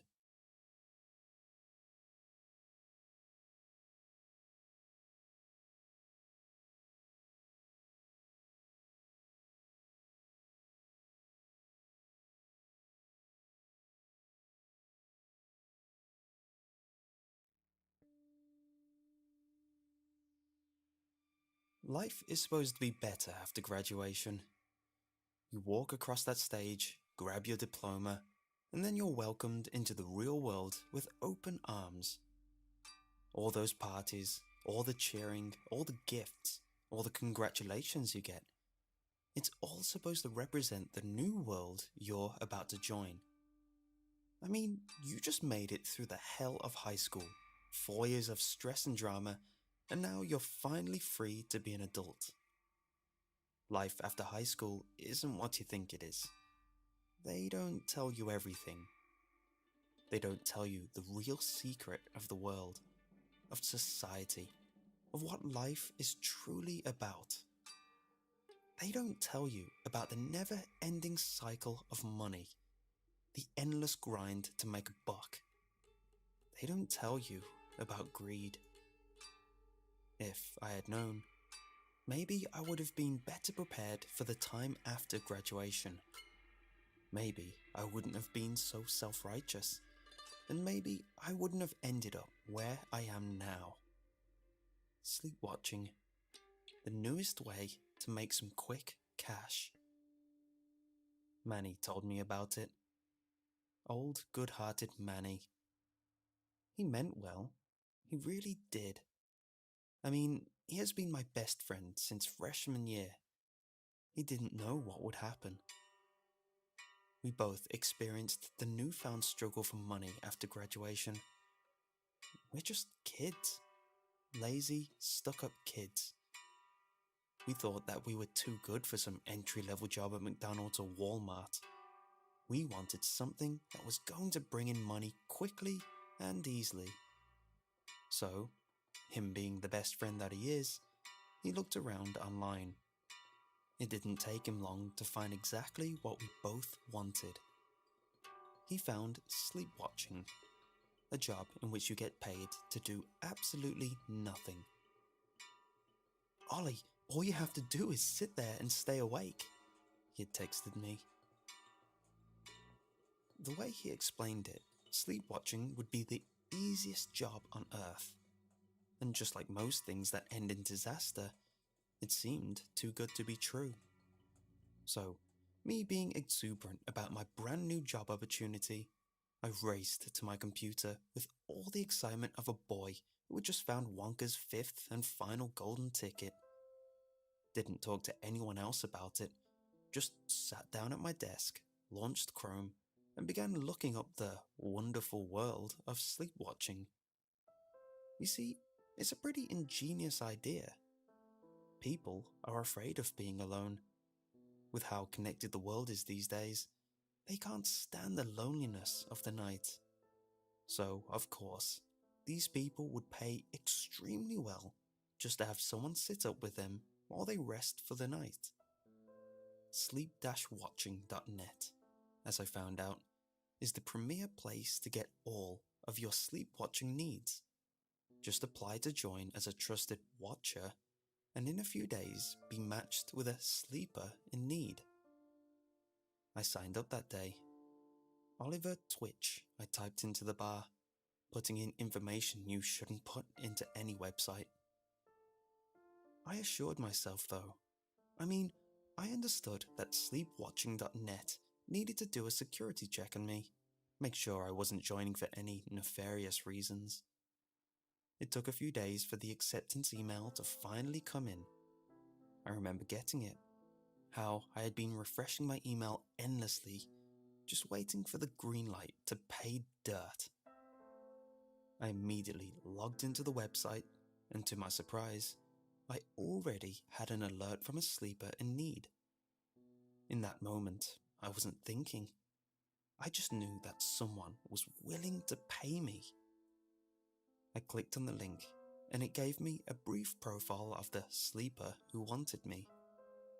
Her name was Viola, a sweet name for an innocent old lady. 74 and alone in life. Her husband had died a few years earlier, and her family had leased out an apartment and forgotten about her. She put on her profile that she had some trouble sleeping of late, and thought that having someone younger there with her would do a lot to ease her insomnia. I greedily accepted. The rate for the job was amazing. Old people pay extremely well. We messaged a little that day, just short messages.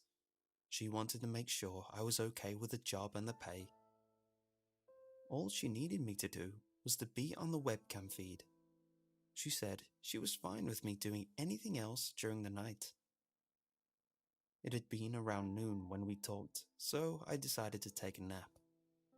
I had to be prepared for an all-nighter that would hopefully get me paid. It got dark around 9 where she lived. I was an hour behind, so it was still daylight when we got ready to call. Before I hit the dial button, a pop-up window appeared on my screen. A special message straight from sleepwatchers.net. The rules, it said across the top of the page. Listed below this simple heading was a short list. Number 1. Do not fall asleep. Number 2. For no circumstance may you wake the sleeper. Number 3. Do not touch the red emergency button unless there is an emergency. Number 4. Do not fall asleep. I had laughed at the rules at the time. They were all basic. Common sense that anyone should have known before taking a job as a watcher. I clicked the agree button at the bottom of the page and then waited for my call to Viola to connect. She was such a sweet old lady. She had this innocent smile on her face as she appeared on the screen, and she looked genuinely happy to see me. "Hi, Oliver," she said. "Thank you so much for doing this. I hope this isn't too much trouble and that you have a good night." I assured her that I would, that I had a few tabs open that I would be working on while she slept. I told her good night, and she laid down into bed. In what seemed like just a few short moments, she was peacefully asleep. I watched her for a while. There's a strange peace in watching somebody sleep, watching their chest move as they breathe slowly. I was watching Viola at her most vulnerable. I knew there wasn't anything to worry about, but still, having a life in your hands can change you. After just a little while of watching Viola sleep, I began surfing the web. I had all night to endlessly search. So, lucky me, I was getting paid to do what I would have been doing that night anyways. The night went by quietly. There was one point during the night I thought I heard something come from the video feed. Almost sounded like breathing. But me being the smart-ass kid that I am, knew that it was just the sound all video cam feeds make when both sides are silent. I now realized that only one side of the feed had been silent. In the morning, when the first rays of the sun were beginning to fill Viola's room, she woke up. No alarm for her, just sunlight. I happened to be watching as this happened, just doing my job, you know. Her first move was to look to her side, the empty portion of her bed. She placed her hand on the unused pillow there, and I could have sworn I saw her body shudder. Then, I guessed, she gathered herself, and she turned to look at her laptop, which was sitting on the desk next to her bed. She smiled that genuine smile again when she saw me, asked me how my night had been. I told her it had went smoothly. She sighed a sigh of relief and thanked me. She told me she had just had the best sleep in weeks and to have a good day, and then hung up the feed. I'm a teenager. I'm used to all-nighters, but with my job done, I gladly went to bed with a smile on my face. The next few nights were the same. I would video call Viola around 8 at night, and she would be asleep by 8:05. Thank God the internet is endless. I learned so much endless crap during those nights. One night, the peacefulness of our schedule was interrupted. I remember it in some detail.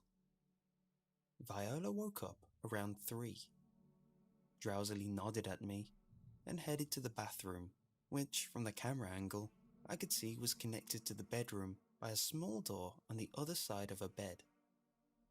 At that point, I never really looked at the feed. I mean, nothing ever changed on it, so there wasn't any point. I only ever really looked to have a moment of peace from the bluntness of the internet. I was watching while she was in the restroom though. Maybe out of boredom, or maybe because I wanted her to feel safe when she got back into bed. I can't really remember. I saw something while she was in the restroom. It was only for a second, but I swear to you that I saw it. A hand. An oversized, bleach-white hand. It was inching its way out from behind a curtain that covered the window. I only saw it for a second, but it raised every hair on my body into attention. I continued staring into that same spot, trying to catch any more evidence of something being wrong. Nothing happened, so I shrugged it off, blaming it on the mixture of midnight drowsiness and Red Bull. Viola came out of the restroom and went back to bed. Her only communication to me was that soft smile before her head hit the pillow and she was peacefully back out. The way she fell asleep so quickly, she treated sleep like a luxury that I could tell she had been missing out on as of late. I felt proud to be the person that could bring that luxury back to her. A few nights later, 5 nights ago, everything changed. The night started out normal. Viola and I following our established routine, her whispering a "good night, Ollie" to me and passing out. The quietness of her room, the sound of me clicking away into Google, trying to find some new information that I had yet to exhaust. Everything was normal. It's all my fault. I didn't nap as much as I should have that day. I didn't have a Red Bull on me. I didn't try hard enough to stay awake. I fell asleep. I broke the rules. I slept hard. I was out for at least an hour, drooling on my keyboard, dead to the world and useless to Viola. I woke up to a sound. I think I heard some kind of bang, but I can't remember. Maybe a buzzer? I'm not sure. My head came up quick though. I wasn't sure as to what was going on, but I think that my body instinctively knew that something was wrong. After I figured out where I was, I went straight to Viola's tab. She was peacefully asleep. Whatever had awoken me hadn't disturbed her in the slightest. I smiled to myself. With that nap, I would be good to go the rest of the night, and Viola was still perfectly okay. That's when I saw him. The ghoul I now call the Watcher. My smile was instantly gone. He was standing in the corner of Viola's room, mostly hidden by the darkness. What I could make out about him was his extreme height and his narrow body. I could also see his eyes. They were white, entirely white. They seemed to be reflecting some ungodly light, and they were directed straight at me. I couldn't move. Fear was like ice, and in that moment, it froze me. He began to move towards Viola. He didn't walk, but he didn't float like a ghost. He moved smooth, but at the same time, his moves were rigid. Viola's back was to him, and her sleeping face was pointed in my direction. This is when I broke Rule 2. You see, I did the only thing that I could think to do. I yelled and I screamed for Viola, trying to wake her up. It worked. I now wish it hadn't. Her eyes popped open and instantly locked with mine. As she did this though, the Watcher was upon her. He began slamming both of his fists into her body over and over again. He made this sick, wet sound, a rhythmic thud. I saw it all. It was like having a front row seat to a band that disgusts you. I saw the look of surprise she had when she first woke up, the confusion on her face when he first slammed that white fist into her, and then the fear as she realized what was happening. Blood was everywhere. It wouldn't stop coming. Viola's eyes were on me the whole time. She was crying. She had given up, and she was steadily weeping as he beat her. "Ollie," I barely heard her whisper.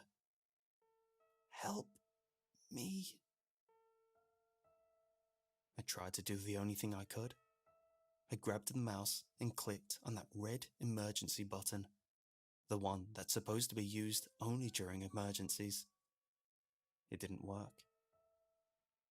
This feature is restricted at the current time to user Wishbone43. Reason: disobedience of the rules. some way, somehow, sleepwatchers.net knew I had fallen asleep. It knew, and now it was punishing me. I turned my attention back to the thing as it continued slamming its oversized fists into Viola. Those once white hands were covered in blood. Viola's eyes were lifeless. She was gone. I could still hear her plead for help in my ears. I cried. I sat in front of my computer with my head in my hands, and I cried.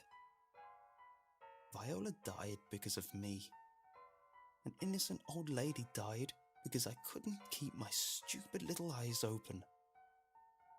Remember how I talked about how it feels to have a life in your hands? Well, it really, really sucks when that life is lost and you're to blame. The tears wouldn't stop coming. They still haven't. I listened to the continuous slamming of the Watcher's fists into Viola's body. After a little bit of time, they finally stopped. It took every ounce of courage that I had to look up, but I did. Those white eyes were staring at me. Those huge white hands, covered in Viola's blood, hung limply at his sides. Those eyes didn't say anything, but I know what that thing was trying to tell me. It's all your fault, Ollie. I haven't slept since that night. Viola haunts my dreams, and if I close my eyes for even a second, she's there, screaming at me, cursing my name with that innocent voice. She knows it's my fault, and she won't let me forget it. That thing is coming for me. Viola's death was just the beginning, the first part of a 2-part punishment. My death will be part 2. I don't know what to do. I haven't told anyone. I know anyone that I could possibly tell would think I'm insane, and if they didn't instantly call me crazy, well then they would know that Viola's death is my fault. It isn't that monster's hands that are covered in blood. It's mine. He has been getting closer every night. At first, it was just shadows, things that could be mistaken as nothing. But now I hear his breathing. I see those blood-soaked hands everywhere. That low, almost silent breathing. I hear it no matter where I go. He is always watching. I know he's here right now, behind me as I record this, standing over my shoulder and listening to what I have to say about him. This nightmare is torture.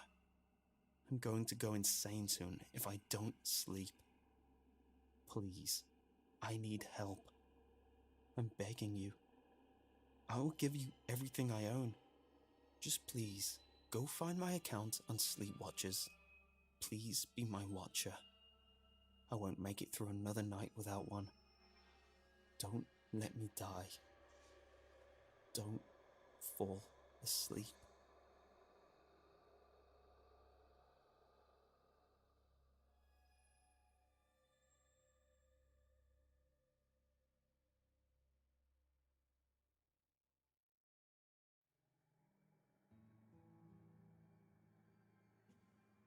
I was a 24-year-old good-for-nothing mooch that lived at my parents' house.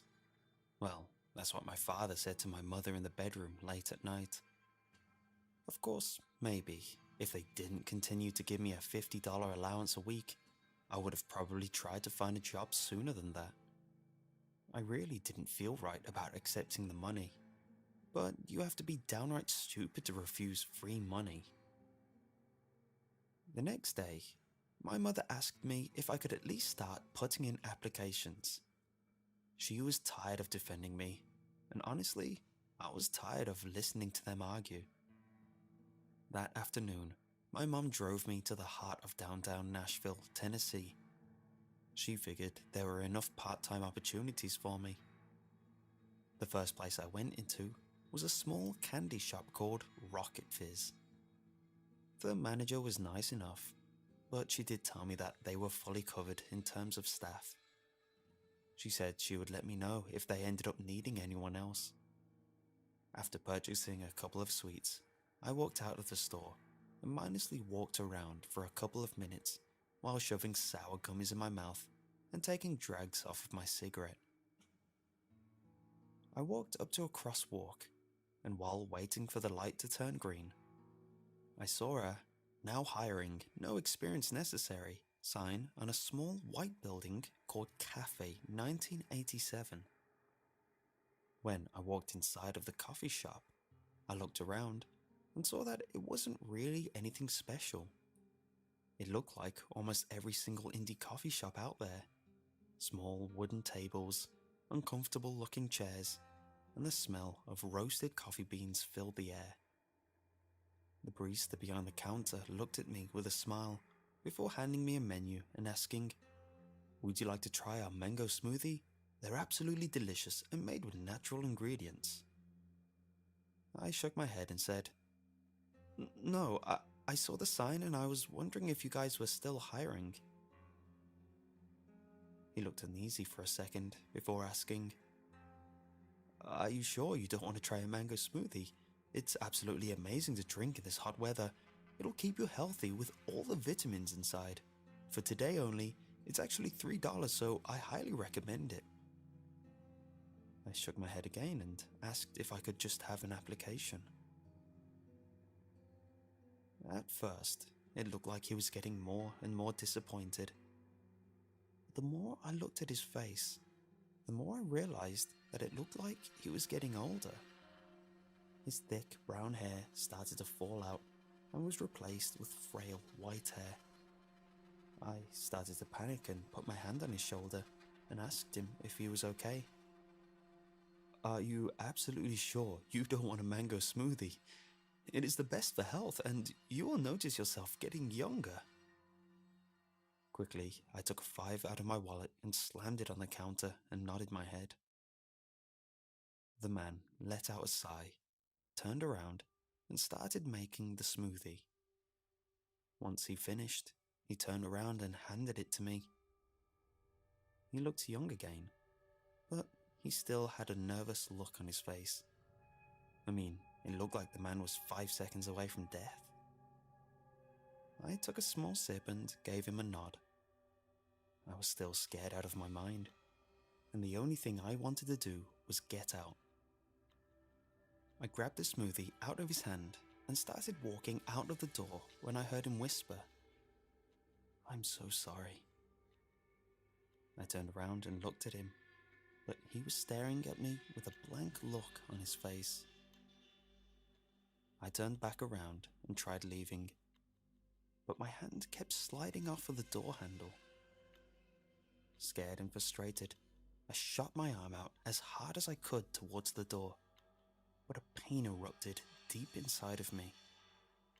I fell to the ground and writhed in pain. Once the pain was gone, I looked back at him and told him to open the door. But he just kept staring at me and said, I can't. I would have left if I could. You can't either. It told me you couldn't." I took a deep breath, calmed myself down, and said, "Alright, man, this was funny. I bought a smoothie. Now let me out. Please don't make me call 911. He let out a lifeless chuckle before saying, "Try it. Your body won't let you." While glaring at him, I took out my phone and dialed 911. I tried talking when a man answered the phone, but a pain erupted in my midsection. I still tried to speak, but words weren't coming out of my mouth. I could only let out a series of grunts. The man sighed and said, "Alright, man, it's actually a crime to call us when there isn't an emergency. Please do not call again or we will send an officer your way."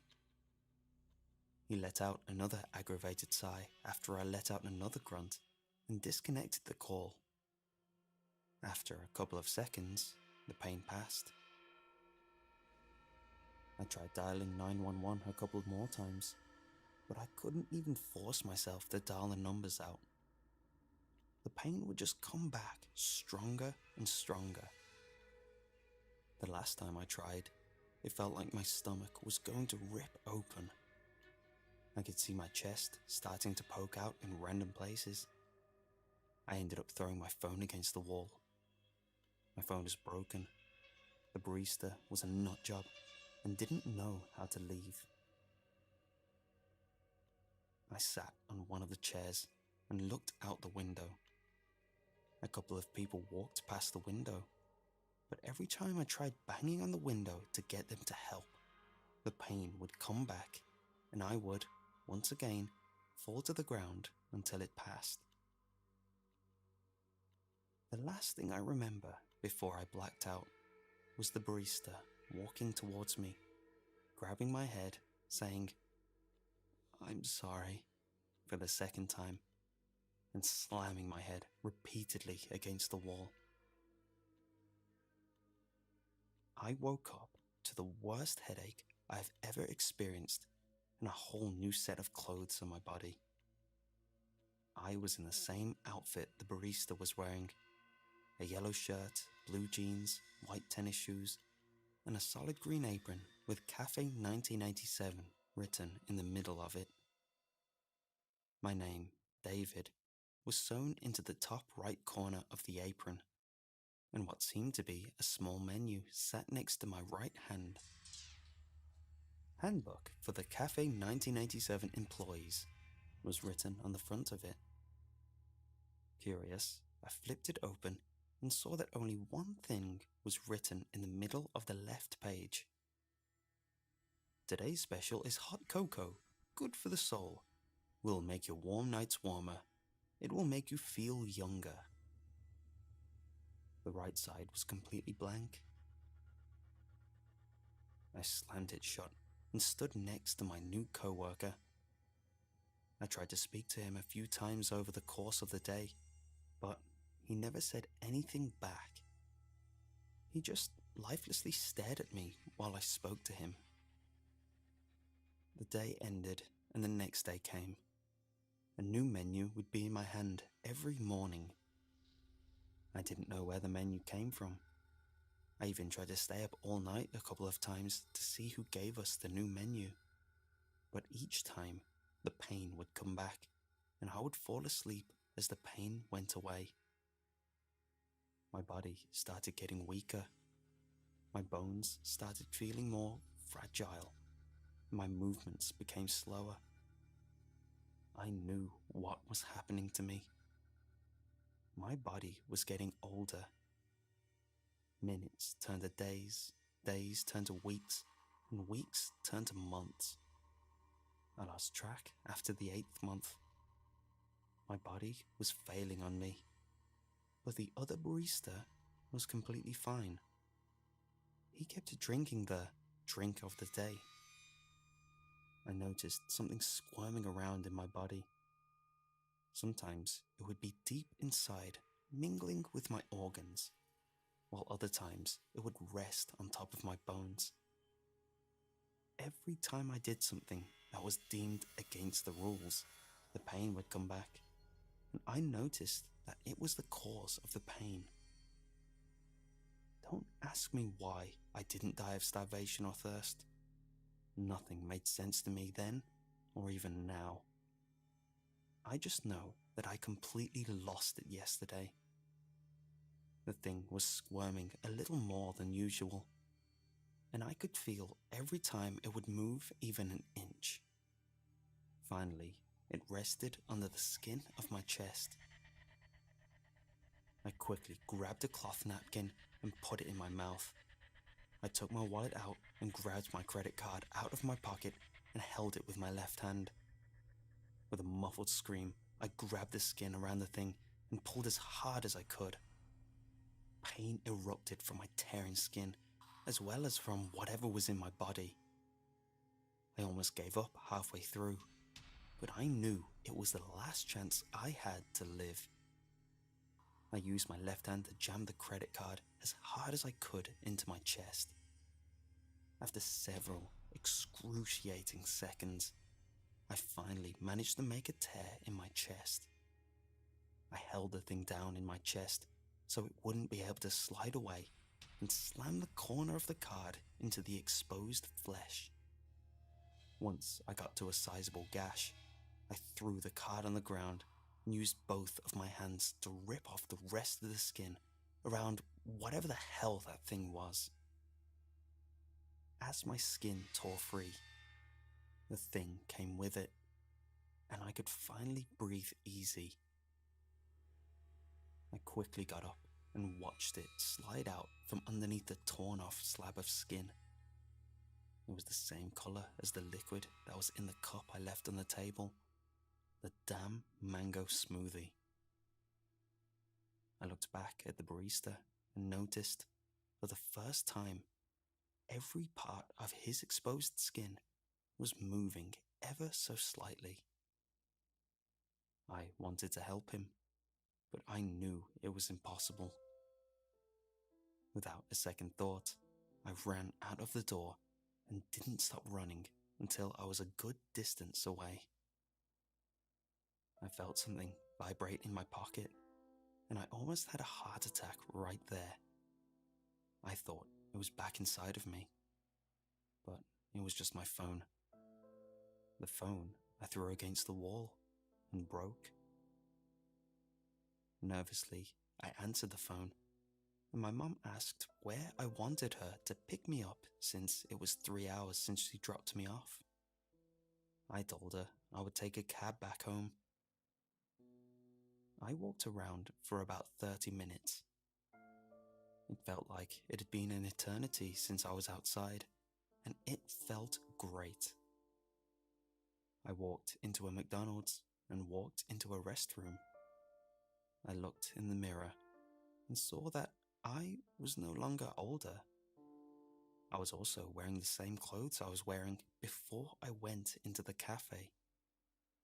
Slowly, I lifted my shirt and saw that my chest was back to normal, except a big circle-shaped scar. I ate a cheeseburger, caught a cab, and sat back while we drove home. We drove past the cafe, and I noticed that everything was the same. The same tables, same uncomfortable chairs, and the same miserable-looking barista. But the sign was different. It was now called Cafe 1988.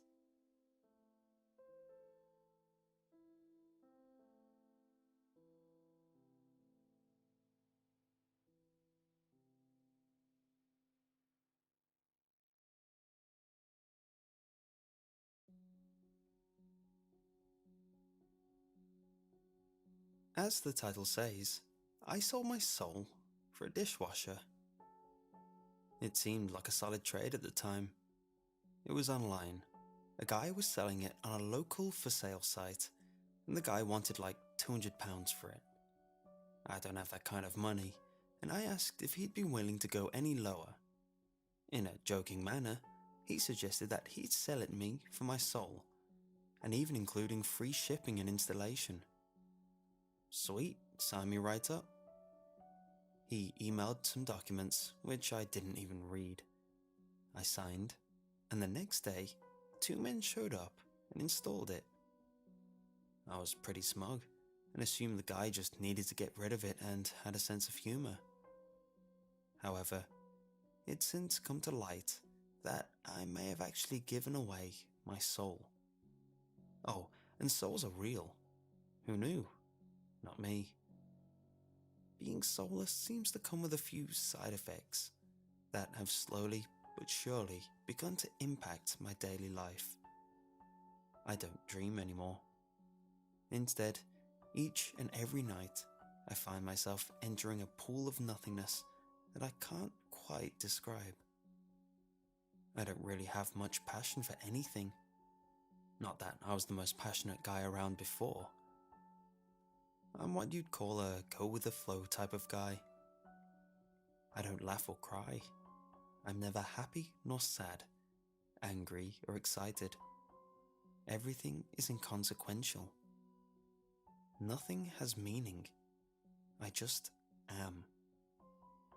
Oh, and I can see the dead, which kind of sucks. I first realized I could see the dead when I walked into my apartment and saw a dead guy. He was just standing there, staring at me.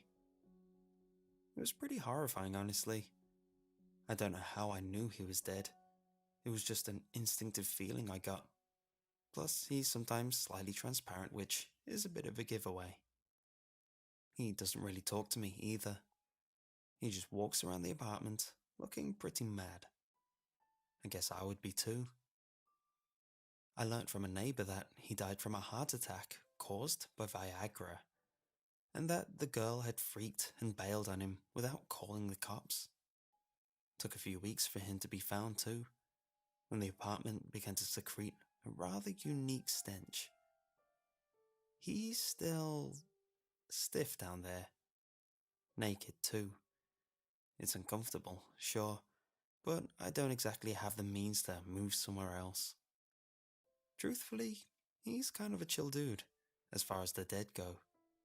He just looks frustrated all the time, but mostly keeps to himself. Spends a lot of time in the bathroom, staring at himself in the mirror. He leaves when I need to take a dump though, so at least he's considerate. I call him Gary.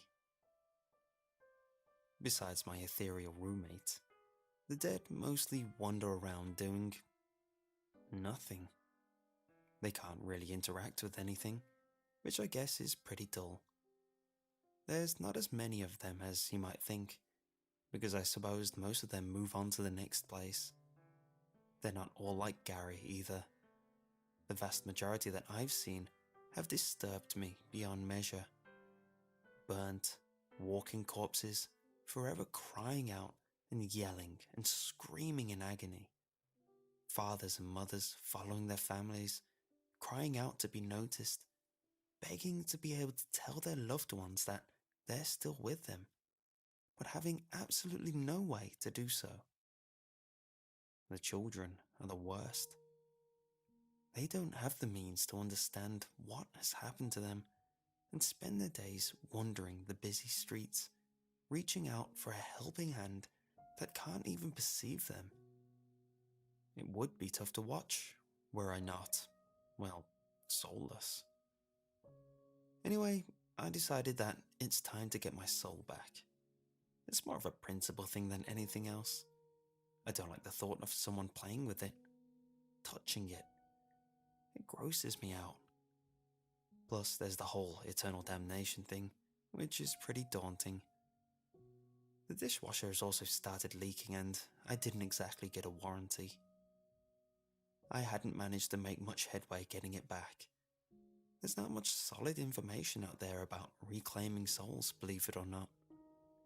I tried contacting the guy who bought it to see if he accepts refunds. He hasn't replied to my messages, which is a bit of a dick move. Mostly, I've just spent my time browsing the internet and looking for a loophole. No such luck so far, but I'm optimistic. Anyway, last night, I came upon some article on the obviously deepest recesses of the internet, somewhere no living man has ever been. It was about 5 pages on Google. It was a ritual to summon a demon. A decent starting point, I figured. It's not exactly like I can be dismissive of the supernatural any longer. I won't go into the details, but let's just say that it involved some candles, burning some incense, and offering up a series of foreign spices. I raided my neighbour's spice rack. Nothing really happened at first. I prepared the summoning as instructed, chanted the words as best as I could. Gary joined me, sitting on the sofa and watching. I wish he'd at least put a towel on before he sat on things, but each time I suggest it, he'd just walk away through a wall or something. There's no sense arguing with some people. Eventually, I gave up, sat down next to Gary, and turned on the TV. We watched some Netflix. I had a beer. Gary stared at his ghostly boner for a while. Not a bad evening. I'd almost forgotten about the entire summoning thing when my apartment burst into a supernova of despair. Green flames roared and licked the ceiling, emerging from an abyss that opened up on my floor. My heart grew still, and my blood ran cold. Not because my landlord made it very clear that any damage to the wall and ceilings was coming straight out of my deposit, but more so because I was immediately filled with a daunting sensation that I had made a huge error in judgment. I may be empty, but the one thing I could still feel was fear, apparently. I suppose it's instinctual, a residual survival instinct left over from when I had been truly alive. A voice emerged from the fire, so deep that I could feel the vibrations weaving through my bones. It was familiar, but utterly alien at the same time. A voice I'd heard 1,000 times, but also never at all. My brain immediately informed me that I should be running away from whatever unnatural hellscape I had just welcomed into my home. My knees seized, making that impossible. Filth, crap and filth running over the mountains of flesh and bones and bile. People piled together in pits and hands and arms, outstretched towards the sky. A mass of men and women pulling children, all screaming and begging and crying out, clawing at each other and trying to pull themselves from the pit of their own waste, like maggots festering in a wound. My words caught in my throat, the inside of my mouth drying in an instant. All right, okay, noted. Now, if we could just go back to the issue at hand. There is pain. Unimaginable oceans of pain that drag you down into a depth of horror, the likes of which the living cannot even begin to comprehend. Voices screaming eternally for mercy from a God who cannot hear them. Parents trample their children, but for an instant of relief from the ceaseless torment. Storms of acid rain down upon the... Yeah, I got that. Now, I really do have some questions if you have a moment. I get the feeling I won't be able to do this twice. Ask then, mortal, but know that words cannot convey the true reality that awaits all that walk the earth. There is no escape. There is no heaven. There is no justice. There is only pain. Yeah, I got that. Well, I guess I just wanted to know how to go about getting my soul back. I kind of feel like I was misled on the whole deal, really. I'm just starting to think there's no union I can really take my concerns to. The fire grew dim for a few moments, as though it was pondering over my words. My apartment grew silent. Gary looked at me, bewildered.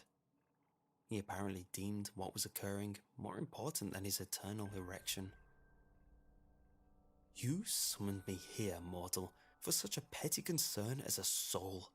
I, who has forged empires and tempted saints, whose name is forbidden in 1,000 worlds for fear that I shall return to reap what is owed. You dare bring me such trifles? The crackling of the flames seemed to turn into more of a taunt from the damned.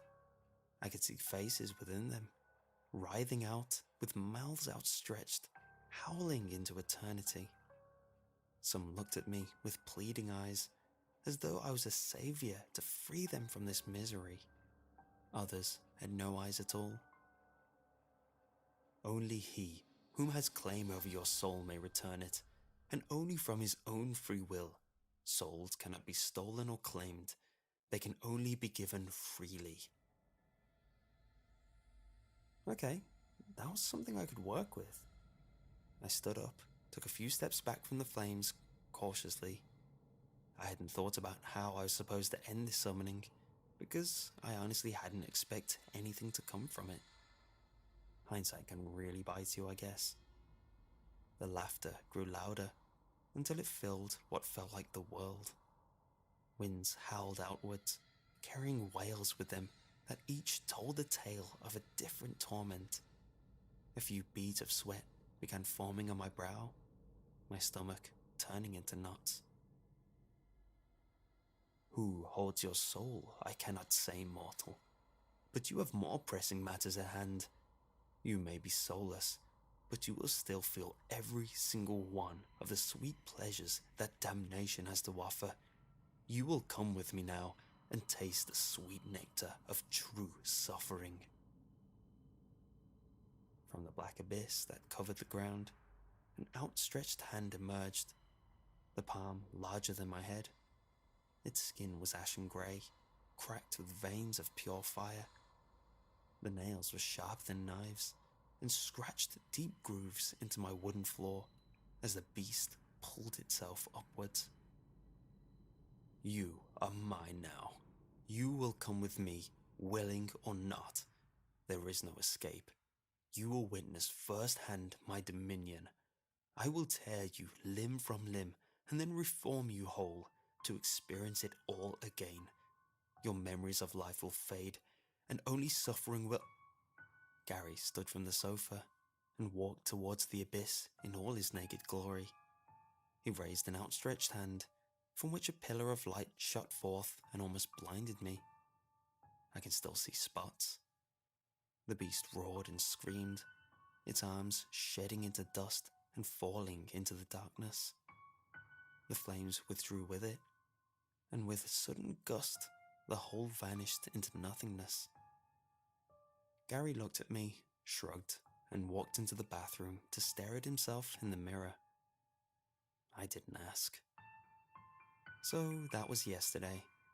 I've spent the night processing the entire ordeal, and figure it's time to start looking.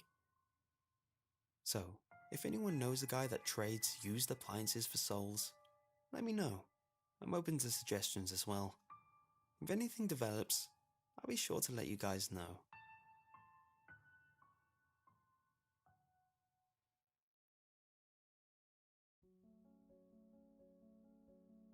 For those who aren't in the know, not too long ago I sold my soul for a £200 used dishwasher. This has proved to be a rather irresponsible decision, as I am now a soulless husk who sees the dead. Oh, and the dishwasher has started leaking a weird brown gunk all over my kitchen floor, which kind of sucks. I recently made the decision to reclaim my soul, which has turned out to be kind of tricky.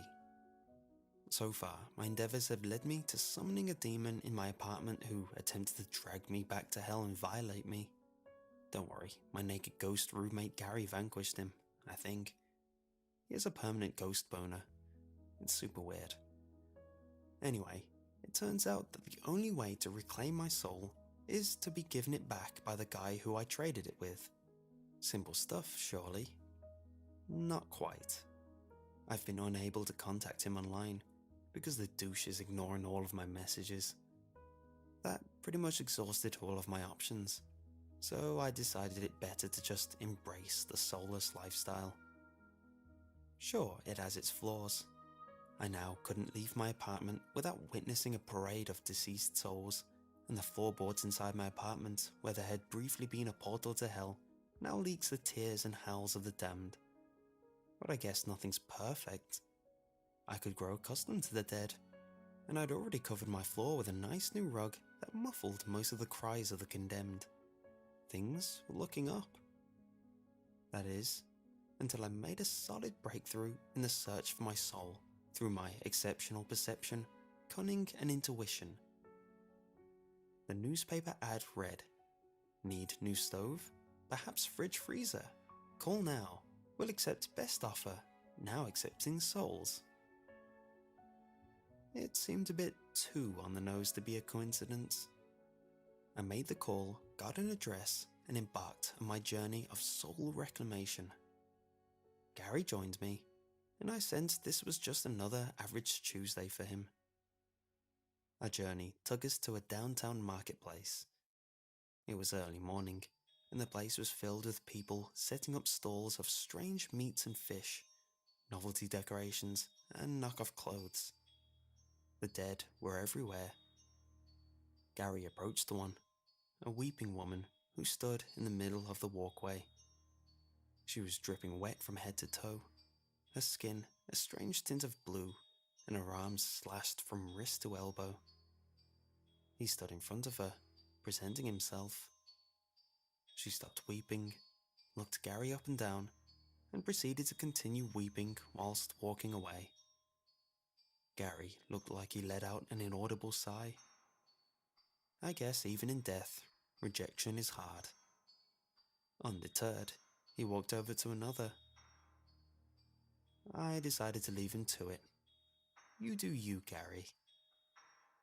The actual living souls were busy unloading vans and pitching signs, and I wondered where it was that I would begin my search. The call hadn't been very specific on the exact location of this trader of souls, so I guessed I'd have to do a bit of legwork. Maybe give a few people the rundown. Maybe play a little good cop bad cop with my spectral sidekick. One thing was certain, it would be a grueling day. Oh, you want Dave? He's right in there. The fish salesman pointed towards a warehouse at the other side of the market, handing me back the newspaper clipping I'd given him. The warehouse in question looked deserted, and the only entrance I could find lay down a dingy alleyway, locked with thick, rusted chains. The whole place screamed murder. As I approached the alleyway, a hand grasped my wrist and pulled me back. You don't want to go in there, an old, veiled woman informed me in a thick Eastern accent. No good in there, child. Only darkness. Her skin had the feel of dry plastic and was as smooth as sandpaper. Right. I'm actually looking for a guy who has my soul. I hear his name is Dave. She let go of my arm and began taking steps backwards, looking me up and down as she did so. You are unnatural, tainted. No, evil, unclean, you leave, be gone. She began gesturing me away with one hand, another reaching for a talisman around her neck and gripping it tightly. She began hissing, and I got the impression that I wasn't wanted. I continued down the alley. Getting inside proved rather difficult. The door was locked, and as rusted as they were, the chains wouldn't budge. There was a small window overhead, which, after a great deal of exertion and strain, I managed to climb and squeeze through, landing hard on the other side. Gary rejoined me and just walked right through it. Ahead of me lay a barely lit, stretching hallway. Graffiti stained the walls, covered in obscenities and foul depictions of genitals. Smeared next to the doorway, in what I assumed was red paint, were the words, "Abandon all hope, dickweeds." A cool wind ran through the length of the hall, and the darkness felt heavy. I looked at Gary, who was busy comparing a detailed depiction of a male member with his own phantom limb. Looking defeated, he walked ahead. A lifetime must have passed whilst we walked that hall. It felt like hours rolled over into days, but at the same time, it felt like no time had passed at all. The way in which we'd entered had long since disappeared into nothingness, and yet we reached no end. The hallway was ceaseless. My eyes adjusted to the darkness as best as they could, but I stumbled occasionally and fell flat on my face more than once. Gary attempted to catch me at one point, but I fell right through him. I appreciated the thought though.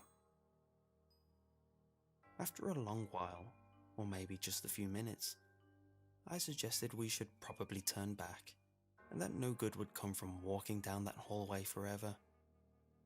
Gary looked as though he was cool either way, so I took the initiative and began to turn back. "There's no escape," a voice whispered from the darkness. Everywhere and nowhere. It was soft, almost childlike. "You cannot escape eternity." Another voice joined it. It too, a whisper, but distinctly deeper, and croaked. "You will wander this place until the stars bleed out and all light fades from the heavens." A third voice, this one louder and almost taunting, a slight laugh in the tone. "Your feet will grind to blood and dust, and even then you will crawl on mangled stubs and still come no closer to salvation." More voices pitched in, as though every speck of darkness was reaching out and singing similar horrors into my mind, a chorus of the macabre and morbid. "I'm actually looking for Dave. Do you guys know where he is, or..." The voices burst into manic giggling and laughter inside my mind, louder than anything I thought possible. My head throbbed with the weight of it all, a few trickles of blood beginning to drop from my nose. I could taste iron in the back of my throat. In synchronicity, they spoke, and each word was an explosion inside my skull. "Lost little lamb, cry so we can taste the tears. Scream so that we may find bliss in the melody. Suffer so that we may make you pure. Embrace us." From all around my being, hands outstretched, they gripped clothing and skin and hair, dug into bone and hooked onto tendons, pulling and pushing and yanking and splitting and tearing and laughing and screaming and ripping, and lights turned on overhead, and I found myself writhing on the floor alone. There were no hands, no voices in my head. We were in a large warehouse floor, surrounded by boxes and crates and trucks. Gary stood behind me, still naked as ever. In the center of the floor sat a young guy on a fold-out garden chair. He looked no older than 18 and wore dirty overalls and a black beanie. He waved. Hey." I pulled myself to my feet, dusting myself off. "That was weird." "Yeah, sorry about that. Security system. Cool, right? Had a few too many break-ins lately," he announced, sipping at a thermos. He gestured for me to approach. "Are you Dave?" I asked, rubbing at my back, which ached fiercely. "Yep, that's me. You here for the stove? I got a couple left. Good condition too, almost new." The next few minutes were spent with me explaining that I wasn't in fact there to purchase a stove, and was in fact trying to get my soul back. I explained that I traded my soul online. He apologized for not responding to my emails, got me a coffee. It tasted like manual labor. He was an alright guy, really. He was even willing to trade back my soul for the dishwasher, so long as I paid him the small accounting fee. We settled on £50, which I wasn't too pleased with, but figured it was probably the best deal I was going to get. We shook hands, and he went and fetched a water-damaged box filled with junk and began rustling through it. I know I had it here somewhere. No, not that. No, that's Jimmy's. Where did I... Oh, damn, that's right. He closed the box and scratched his jaw. "What's wrong?" I asked as he started to pace back and forth. "Yeah, bit of an issue, buddy. I traded a whole bunch of souls yesterday, and I think yours was one of them." Feeling slightly displeased at this revelation, I inquired to whom he had given my soul. It's, right, I'm not 100% on this, but I'm pretty certain that your soul is now in hell. Yeah, like 99% sure." He went on to explain that he had a regular trade deal with some demon. Dave gave him souls, and the demon gifted Dave with rare antiquities and ungodly security systems. It was apparently a no-go-back kind of trade, and getting it back was pretty much a lost cause. I was beginning to think that I'd wasted the entire Tuesday. Dave, however, advised me that all was not lost. He could simply open a gateway, and we could go and get the soul. This, of course, came with an opening a doorway to hell fee, but Dave assured me that he did in fact accept credit cards. After the payment cleared, Dave went about drawing all sorts of chalk symbols on the wall to the warehouse floor, each appearing to be from a different language that I imagine nobody has spoken for a very long time. When that was finished, he smeared an odd scarlet liquid across the symbols that he got from a jar, and coupled this with a brief reading of scripture. Gary wandered around, and I did a Sudoku. Right, that's that. Now we wait, Dave announced, his hand on his hips. He looked quite pleased with himself, then frowned for a moment and licked his thumb. Rubbed a little bit of chalk from the wall, and then returned to looking pleased. It should open any minute now. We waited for 7 hours. Dave filled me in on the whole soul trade business and how he'd gotten into it from his grandma and was trying to bring the industry into the 21st century. He'd only been doing it for a couple of months, but things were on the up and up. He was even thinking about setting up his own website. So, does your friend wear clothes, or is that a stylistic choice? Oh yeah, that's Gary, I muttered, taken aback. You can see him? Clear as day, sup? He nodded. Gary nodded back. I got the sight, as my grandma used to say. Spooky stuff. Right, well, I'm not sure A low groan emerged from the wall, like the bricks themselves were in pain. I put down the coffee I'd been nursing. Dave jumped to his feet, elated. Yes, finally! Small fissures began to appear in the brick, cracking like outstretched veins. From them, a thin fog began to seep outwards. The lights overhead flickered and instantaneously erupted into a shower of sparks and glass. You've done this before, right? I asked. The fog sank from the cracks and began flowing across the ground. Chips of brick began to crumble, and the groan grew louder still. Oh yeah, tons of times. Dave had to shout at this point just to be heard over the ceaseless din of the opening gateway. Well, maybe not success.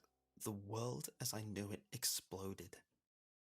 The wall erupted outwards, sending chunks of brick and concrete flying.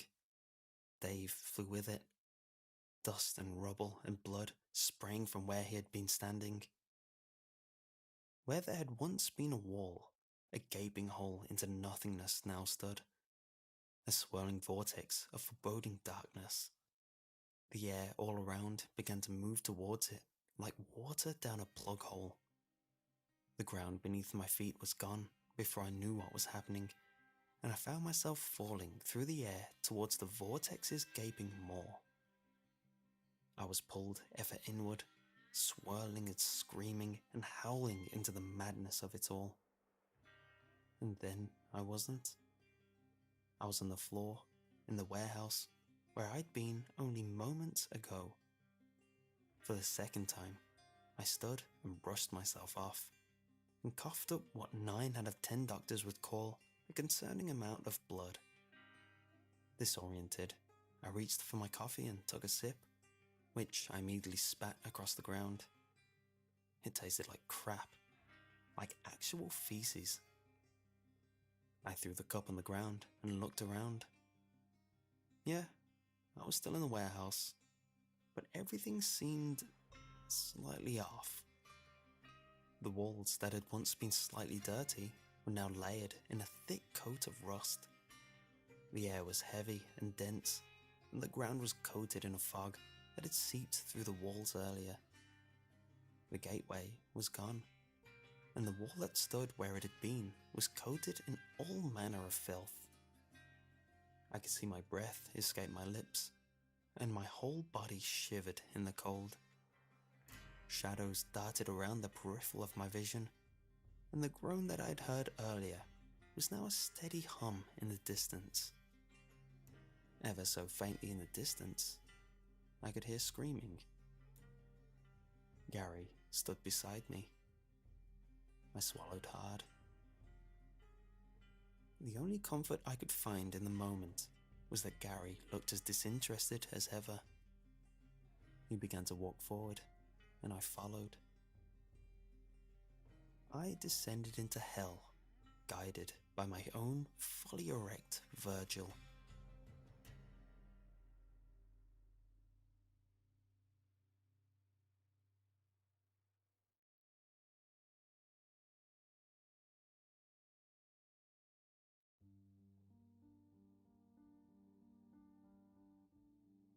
I'm sorry if any of this seems confusing.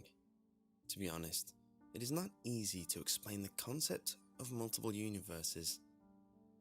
The only way I can elaborate is this.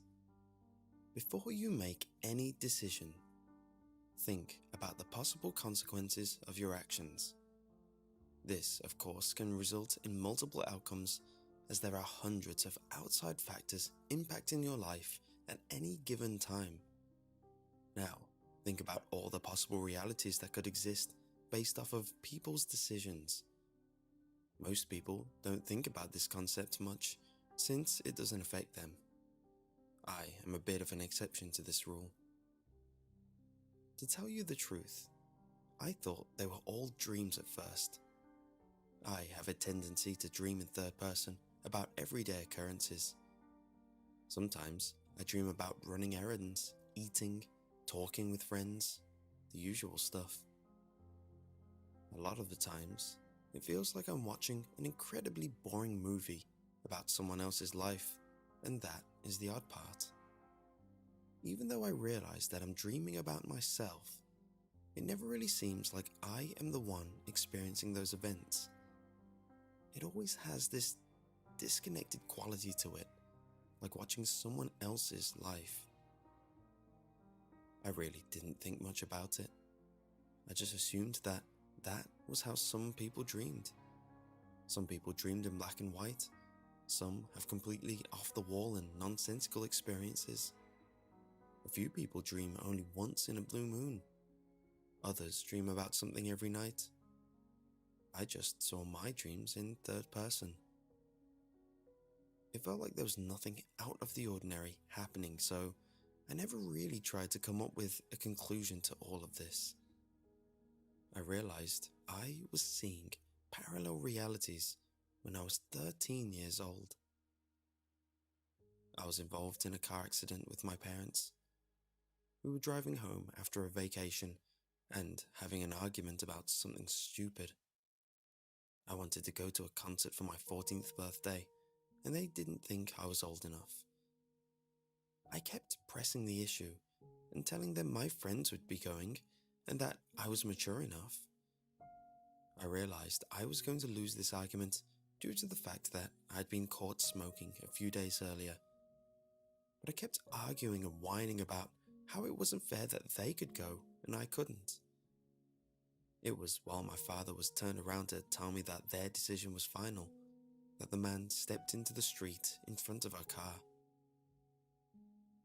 Everything happened in the blink of an eye, but the scene still feels fresh in my mind, like a snapshot. The man was rough looking. His hair was scraggly and greasy looking. His clothes looked like the kind of stuff you'd find at a Goodwill donation store. He had one arm in front of his face to shield his eyes from my headlights. He was likely homeless and walking to a shelter that was off one of the highway exits when he stepped into the path of our car. I cried out just in time for my dad to look forward and see the man in front of our speeding car. He cranked the wheel to the left and just narrowly missed running over the man. The sudden change of directions made the car lose control. We swerved left and right, as my dad tried to steady the wheel before we slammed into the concrete median. We had been too busy arguing from the last rest stop, and my parents forgot to put on their seatbelts. The car slammed into the median about 60 miles an hour. The impact crumpled the front of the car like an empty soda can. The crash catapulted my mom through the windshield and into the median, while it threw my dad face first into the windshield. I slammed my head into the back of the passenger seat, and my vision exploded in a hot, stinging flash that felt like someone had driven a hot poker into my brain. My mom's death was instantaneous, while my dad died slowly.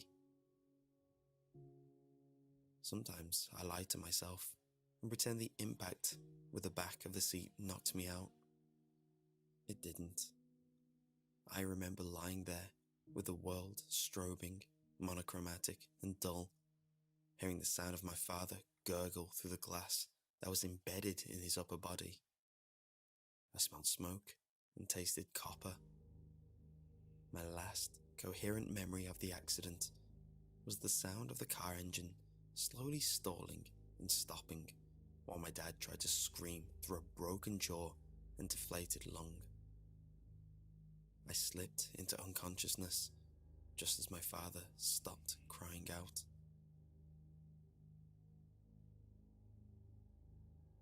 I was technically in a coma for 3 days, but it didn't feel like it.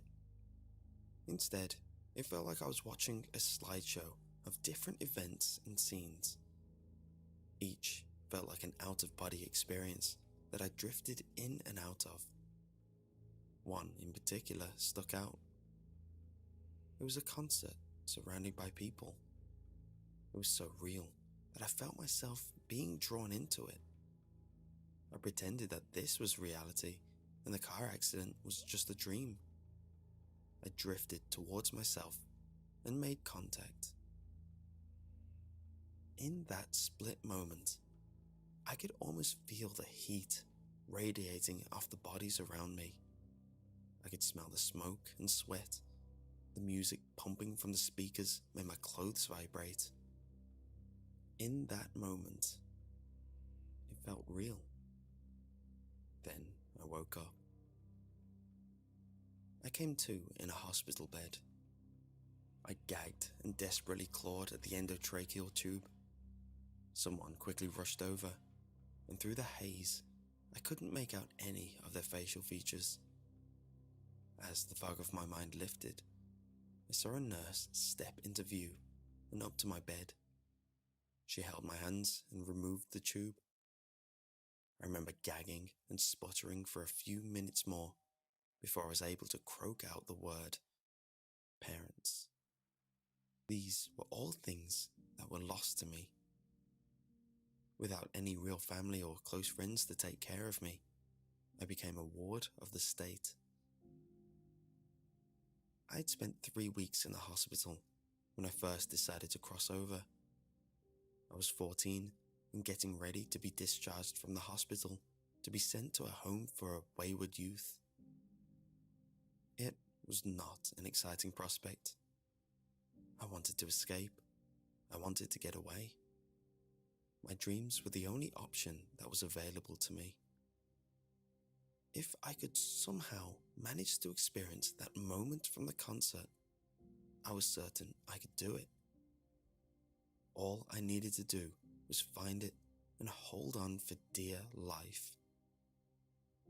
I managed to escape 2 days before I was set to be discharged. I just drifted off when I found myself hovering over my body. He was reading a book in his room. I drew closer and reached out to him. Just as I touched him, he winced and his hand went to his forehead, like he was experiencing a painful headache. The sensations came rushing to me. I could feel the warmth of the bed. I could smell the cigarette he had smoked out of the window earlier. I felt an incredible resistance, but I kept pushing forward. I could taste the tarry feeling that was still in his mouth. I kept going. I heard him scream in agony. I didn't stop. Just as quickly as the resistance began, it ended. We fell to the floor, and a sudden loss of consciousness overtook us. There was only silence for a few minutes before I was pulled out of it by someone frantically shaking me. I opened my eyes to see his mother and father kneeling around me with a concerned look on their face. I asked the only thing that could come to mind. What happened? You fainted like back then. We need to get you checked out. I answered.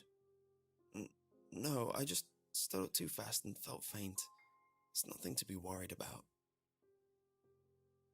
I tried to explain it away, but we still ended up going to the doctor's office the next day. We were awake the entire night. They were afraid to let me fall asleep, and I was in a state of shock over everything that had happened.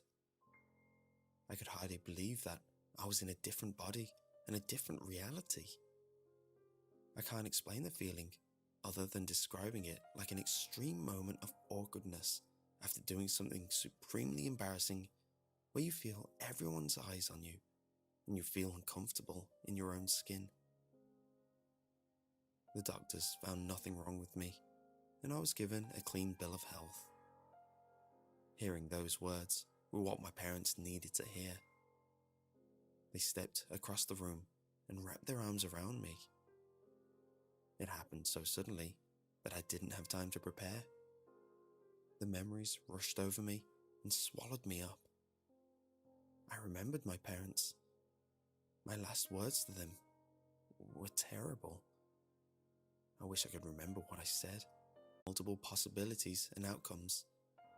Maybe you get a promotion for your hard work, or maybe you get caught playing hooky and are fired. Maybe your co-workers are none the wiser and you end up running into the love of your life on your free day. Or maybe you decided to go into work and had such a rough day that you snap and staple your boss's stupid polka dot tie to his face. Suffice it to say, even the smallest decision can fragment reality and produce dozens of alternate worlds that are drastically different. You could be happily married in one, destitute and jobless in another, or on the run from the law with the least intimidating fugitive name ever known to man, Stapling Sammy. All due to a seemingly simple choice. This is a bit of an oversimplification, but it covers the gist of it. You can't even begin to consider the hundreds of thousands of possibilities that this theory births in a single day. After the world, I still saw the lives of the various other versions of me when I slept, so I figured I could leave and return to my original body anytime I wanted by scouring through the multiple realities to find the original existence. I wanted to experience this other me's life for a while before I did that. I wanted to know what it was like to live with his parents just for a few more days. I ended up spending 2 months in that body. I assumed that when I left his body, he would return to the forepoint of his consciousness and assume his life as if nothing had happened. In the end, it was the awkwardness that forced me to leave. I was happy for a while in that body.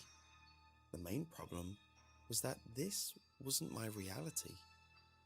Some of the major events were the same, but others were completely new. This version of me had met new friends and experienced things that were completely foreign to me. My friends would drop jokes that were between us, which were lost on me. My parents would recall events that I never experienced or knew about. After about 2 months of feigning friendships and pretending to recall memories, I decided that I needed to leave. I didn't leave each other out under the stars. They eventually parted ways, and he walked home. I waited until he was sneaking back into the house to step into his reality. He fought back like the other versions of me did, but by now, I had gotten the hang of it. I pressed forward and drove him back into the recesses of his mind. He didn't even get a chance to scream before I broke through the resistance and took over. I stood and tested out my motor functions. I was in complete control. The invasion took it out of me, so I searched the house for my bedroom and immediately collapsed into bed. In that brief moment, I was happy that I had come into this life. That happiness was short-lived. We broke up quickly after that. We had about a week together of ignored inside jokes and missed memories before Myra dumped me. She had told me that I had changed, which was true. The person she loved had changed the moment I stepped into the driver's seat. I technically wasn't the person she had fallen for, despite only knowing her for about a week. Losing her hit me harder than I'd expect. I think the worst part was that I actually did like her. Like all first loves, I thought that it was something pure, that it was eternal. I treated the loss of her like I had missed my only chance at love. I sank into a funk after the breakup. I spent a few days in a room that wasn't technically my room, listening to the saddest music I could find, crying over Myra, a girl that never really even knew me. I was miserable. I spent a long time wallowing in self-pity before I decided that I needed to get over her. To this day, I still regret the decision I made. I decided that I needed to occupy a happier life. I really didn't look where I leaped. I only wanted away from where I was. I must have jumped between dozens of bodies within a week. Sometimes I wouldn't even spend an hour inside a person's head before I decided that there was probably someone better out there. Out in the wild expanse of dreams lied a person who would be able to make me genuinely happy. I would keep searching until I found that person who was leading a perfect little life that I could borrow from them. As time passed, my abilities to jump into other consciousnesses became second nature. Not to be boastful, but the hardest part was actually getting to sleep sometimes. I would shift into a new body and see what kind of life this other version of me had. If I liked it, I would stay. If I didn't, I would find a place to sleep and shift immediately. At first, it started out like an adventure.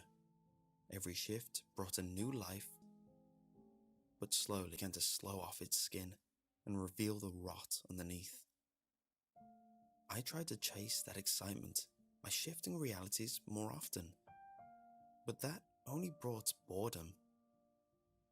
I cycled through dozens of lives, so many that I actually lost count. It became a mundane and trivial thing. I didn't realize why this feeling of boredom had taken over such a wonderful gift until a few months had passed and the realization dawned on me like a bolt from the blue. I was unhappy with these experiences because they weren't my own.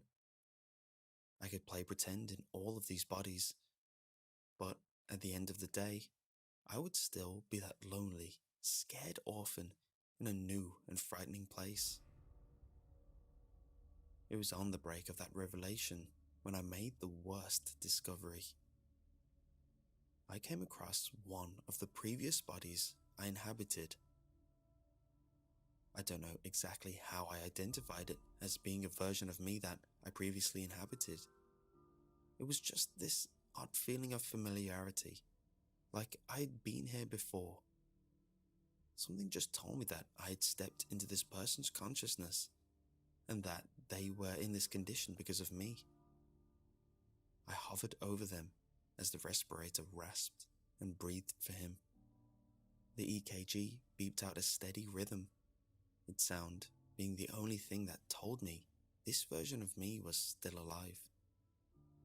He laid motionless in the hospital bed with his eyelids taped shut.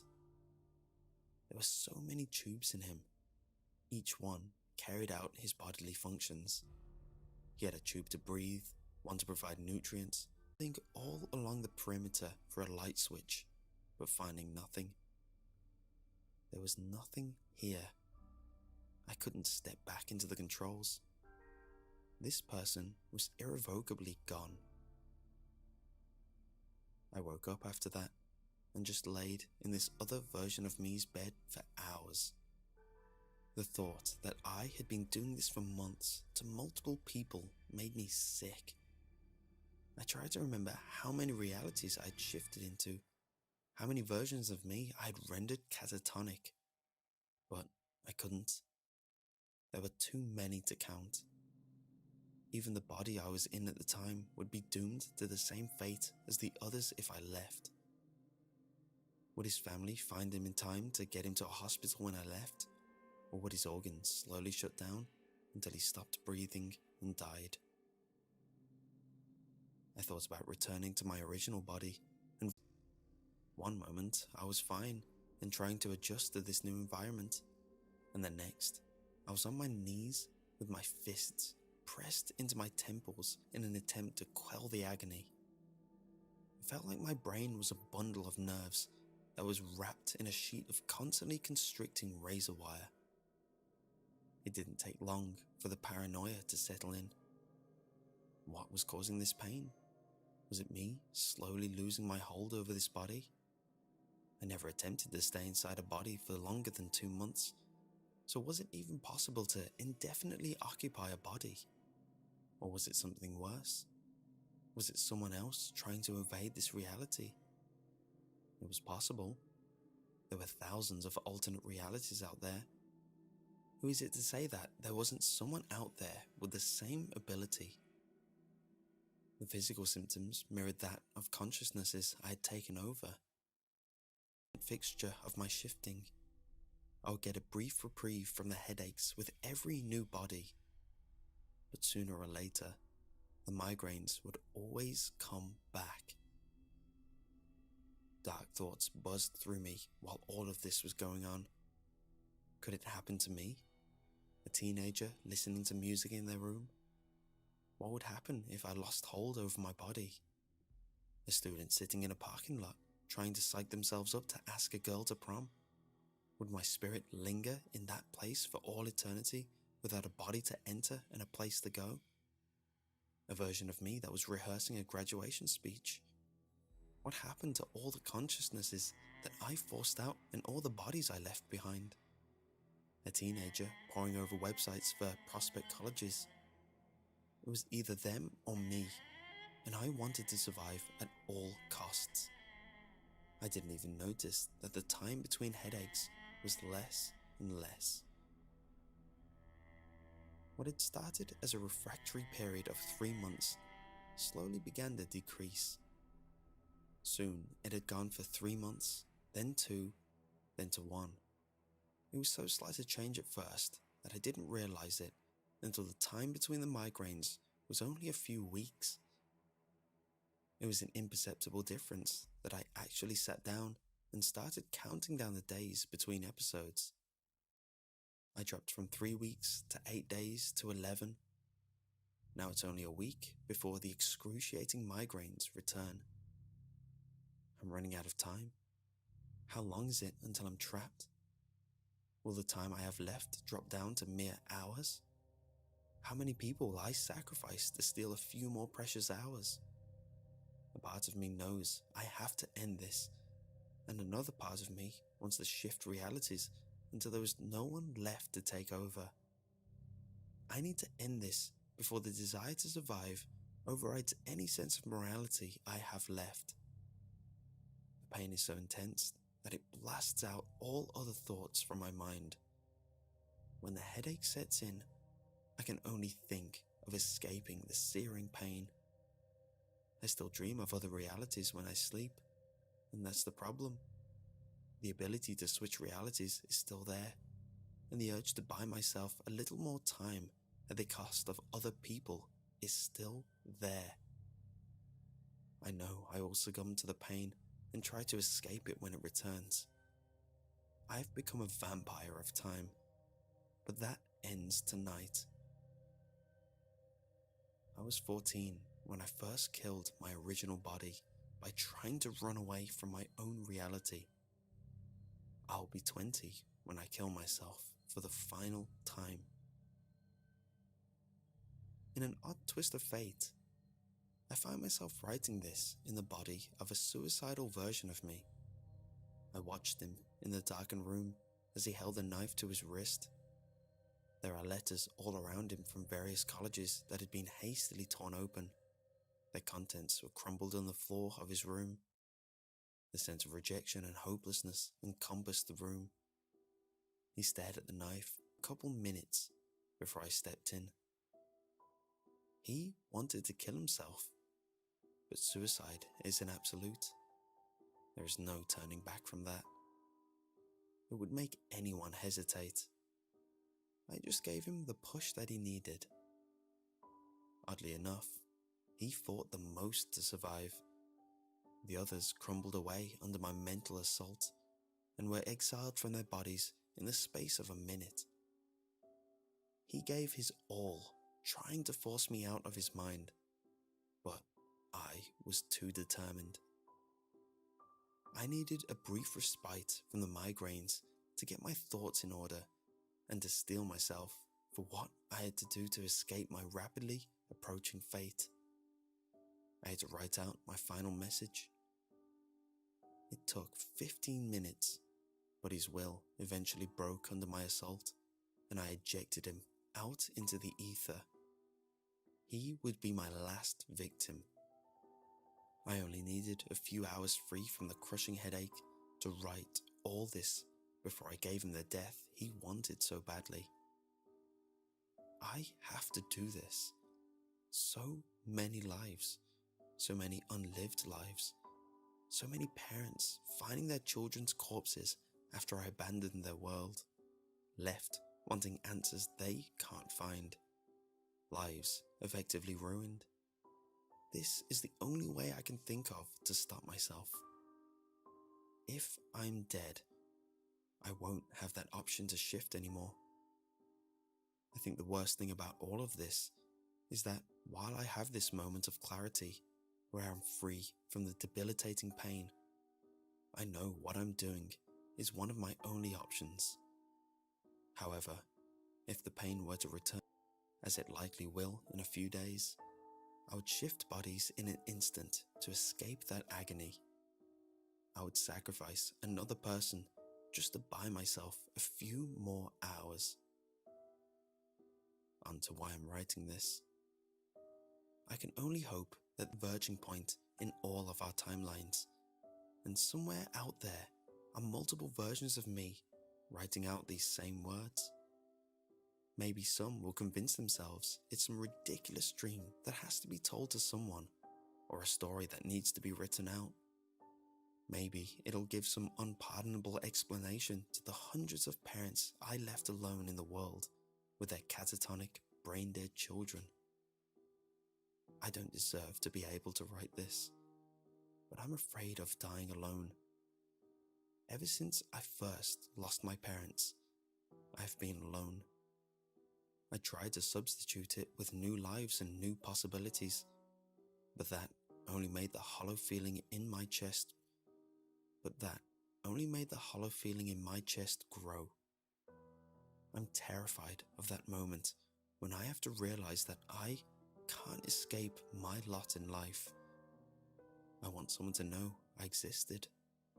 I want someone to know what I have done. I want someone to know why I have done all of this. And I need people to know why I'm doing this next part. I'm so sorry.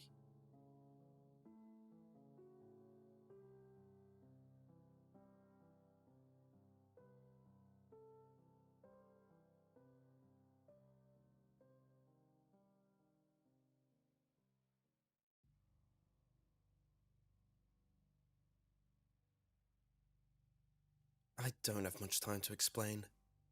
You have to hear me out urgently. It's very important that you do so. I have, for the past couple of weeks, heard of something being passed around on the internet. A simple message that you'll stumble upon when you least expect forms. A post on a social forum, perhaps being read out in a video. It may even be posing as an innocent story intended to entertain or scare readers. What's so brilliant about the message is the fact that you rarely realize you've stumbled upon it. It lures you in like prey, tricking you by conveying a feeling of trust, creating this immediate partnership with the narrator that they are looking out for you. This is not the case. You may be a quarter of the way through the message already and not even realize it. And even when you do finally catch on to what's happening, you won't leave. You can't leave, because there is some fundamental belief in humans that these things can't be real, that these demonic entities only exist in the imagination, in movies and horror films.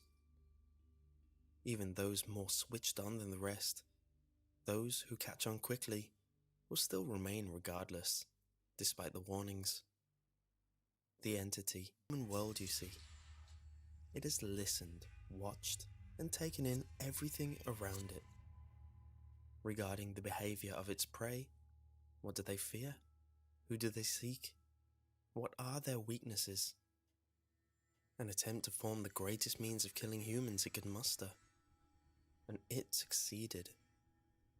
The internet. What better place?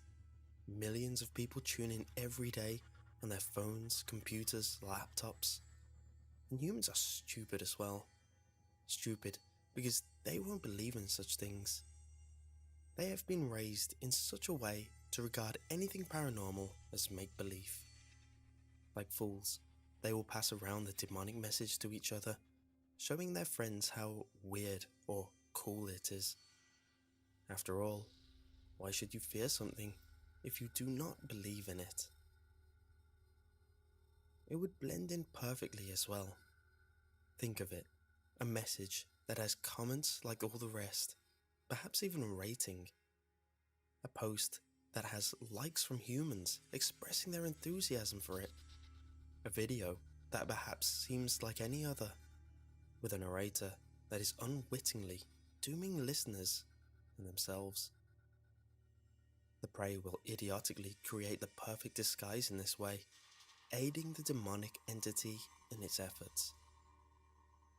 The message itself even uses language devices to attract the prey, similar to how a carnivorous plant may draw a fly to its death. Devices such as reverse psychology are used in the title. The fact that the narrator feigns fear or panic in the first opening sentences to intrigue. As the message continues, the humans will realize that the narrator is in fact the malicious entity they had heard about. You must have reached. Will you leave the page? No, you won't. That's what's so fiendishly brilliant about it. A little bit more to go, and you're all powerless to leave, powerless to stop your eyes passing from word to word. You see, there's no way humans can resist the urge to find out how this message will conclude. Even afterwards, you may still refuse to believe, will still cast away any fearful thoughts. This can't be real. These things are never real. It's just designed to frighten me. You've been occupied now for approximately 3 minutes. During that time, you have licked your lips subconsciously once, wiped your brow, even scratched an itch on the back of your neck. You didn't notice you had done all this, but I did. How? Because I have left out one big gap in the story. What is it that kills you? The message itself? Oh no. The message is a distraction. You don't notice things when you are so captivated by something. Your scratches and itches are one thing, but did you not see your door open briefly? Did you not hear that rustle as someone slid into your room? It has already moved into position, just out of sight, and has been watching your movements for a while. You have until you turn off your computer, then it will attack. Oh, and feel free to warn others about this, not that they'll listen. Seeing a warning that reads, "Leave the page now," will just spark further curiosity.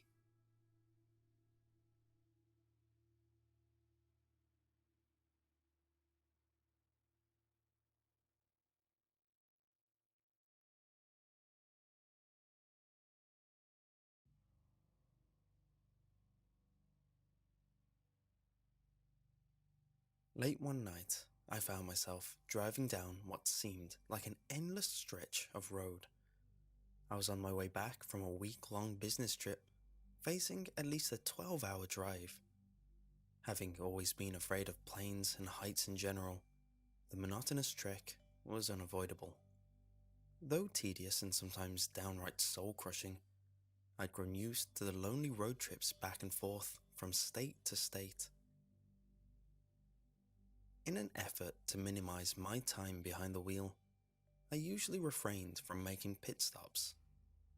I would push through exhaustion and discomfort, making my way home in one fell swoop.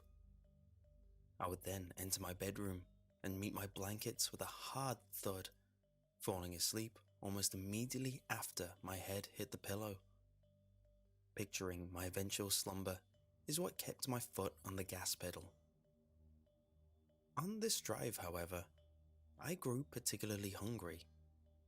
I tried to ignore the feeling, but this became increasingly difficult as the night went on. I found myself longing for sustenance, fantasizing about dreadful gas station food, anything that would placate my insatiable late-night hunger. I was between a rock and a hard place, as tightly squished as one could be. Unable to fight off the urge to eat any longer, I gave in to my stomach's groaning and got off the highway somewhere in Massachusetts. I had been to the state on several occasions, but this time I was in unfamiliar territory. There were many trees, more than the average Capeside town. On top of that, there were no buildings in sight. Despite the lack of residential growth, I was sure I could sniff out a 7-Eleven and indulge in a microwave burrito or a slice of rubbery pizza. I drove on for what must have been 30 minutes or so. No gas stations, no fast food joints, no buildings of any kind. Just miles and miles of wooded area. Worst of all, I didn't even have a phone signal to pull up my GPS. I was just about to give up on Operation Midnight Snack when I saw a faint glow off in the distance. This signaled to me that I must have reached the outskirts of civilization. Furthermore, it meant nourishment was just around the corner. As I approached the glimmering light, I realized it was that of a large neon sign. Coming closer, I was able to make out what it said. Supernova Diner, followed by an even larger subheading, open 25 hours a day. I guess they really wanted to drive the "we never close" angle home, and in a cheeky manner no less. Cheekier and larger still, there was a big flashing arrow beneath the sign, pointing to the diner in question. Hungry as ever, I pulled in without hesitation. I jumped out of my car and rushed towards the entrance, but not before taking a quick look at the place. It was a beautiful, retro-themed silver boxcar diner. The smooth metal exterior gleamed in the moonlight as I walked up. It was so sleek and well crafted that I wondered why it was located in the middle of nowhere. Could they really get by on the odd passerby here and there? After admiring the diner's craftsmanship, I barged in, intent on satisfying my late-night case of the munchies. The diner was void of life, but I heard a voice yell out from the kitchen. "Be right there." While I waited for service, I surveyed my surroundings. A gorgeous red checkerboard pattern painted the interior of the building, lined the perimeter with red booths and tables so immaculate they looked as though they'd never been touched by human hands. To top it all off, there was a row of similarly red, identical cushioned bar stools at the counter. The diner definitely had a classic 50s vibe to it, but it was too crisp and clean to feel truly authentic. After a few minutes of waiting, a middle-aged man came out of the kitchen, drying his hands with a dish rag. "Hello there. Welcome to the Supernova Diner. My name is Hank, and I'll be your server tonight. How can I help you?" Hank wore a retro soda jerk cap and a comically large bow tie, a spotless white apron, and a smile almost too wide for his face. He pointed up at the large menu on the wall behind him, where I noticed quirky food items like the Milky Way shake, galaxy sliders, and planet fries. "Yeah, I'll have whatever the special is." I didn't feel like asking him to translate the menu for me. Plus, I didn't really care what I was eating, as long as my stomach stopped growling. "The Nebula Express, coming right up." Hank shot me another awkwardly wide smile. To escape his eager glare, I pulled out my phone and looked at the screen. Still no signal, but I noticed that it was just approaching midnight. I groaned a bit, knowing that my detour has cost me a swift return home. Still, I knew I couldn't ignore my biological needs any longer. I would have ended up stopping at some point anyway. I put my phone in my pocket and looked back up at the counter. Hank was still there, smiling away. Shouldn't you be getting my order?" He didn't react to my query. Instead, he remained silent and motionless. "Okay then, I'm gonna leave now. Bye." Just as I turned around to head for the door, Hank spoke up. "I wouldn't do that if I were you." "Why's that?" I asked. "Well, it'll be a waste of time." I turned back and glared at him. "What are you talking about? Are you gonna get my food or not?" He laughed at me. "You can't leave now. The fun is just about to begin. Your order is being prepared as we speak. Just sit back, relax, and enjoy the ride." Hank pulled out a stopwatch from his apron. The digital readout appeared to be counting backwards from an hour. I didn't know if it was a restaurant gimmick or a strange prank at my expense, but either way, I was fed up. "Bye, Hank. It's been weird. Thanks for nothing." I turned around and continued marching towards the exit. As I did this,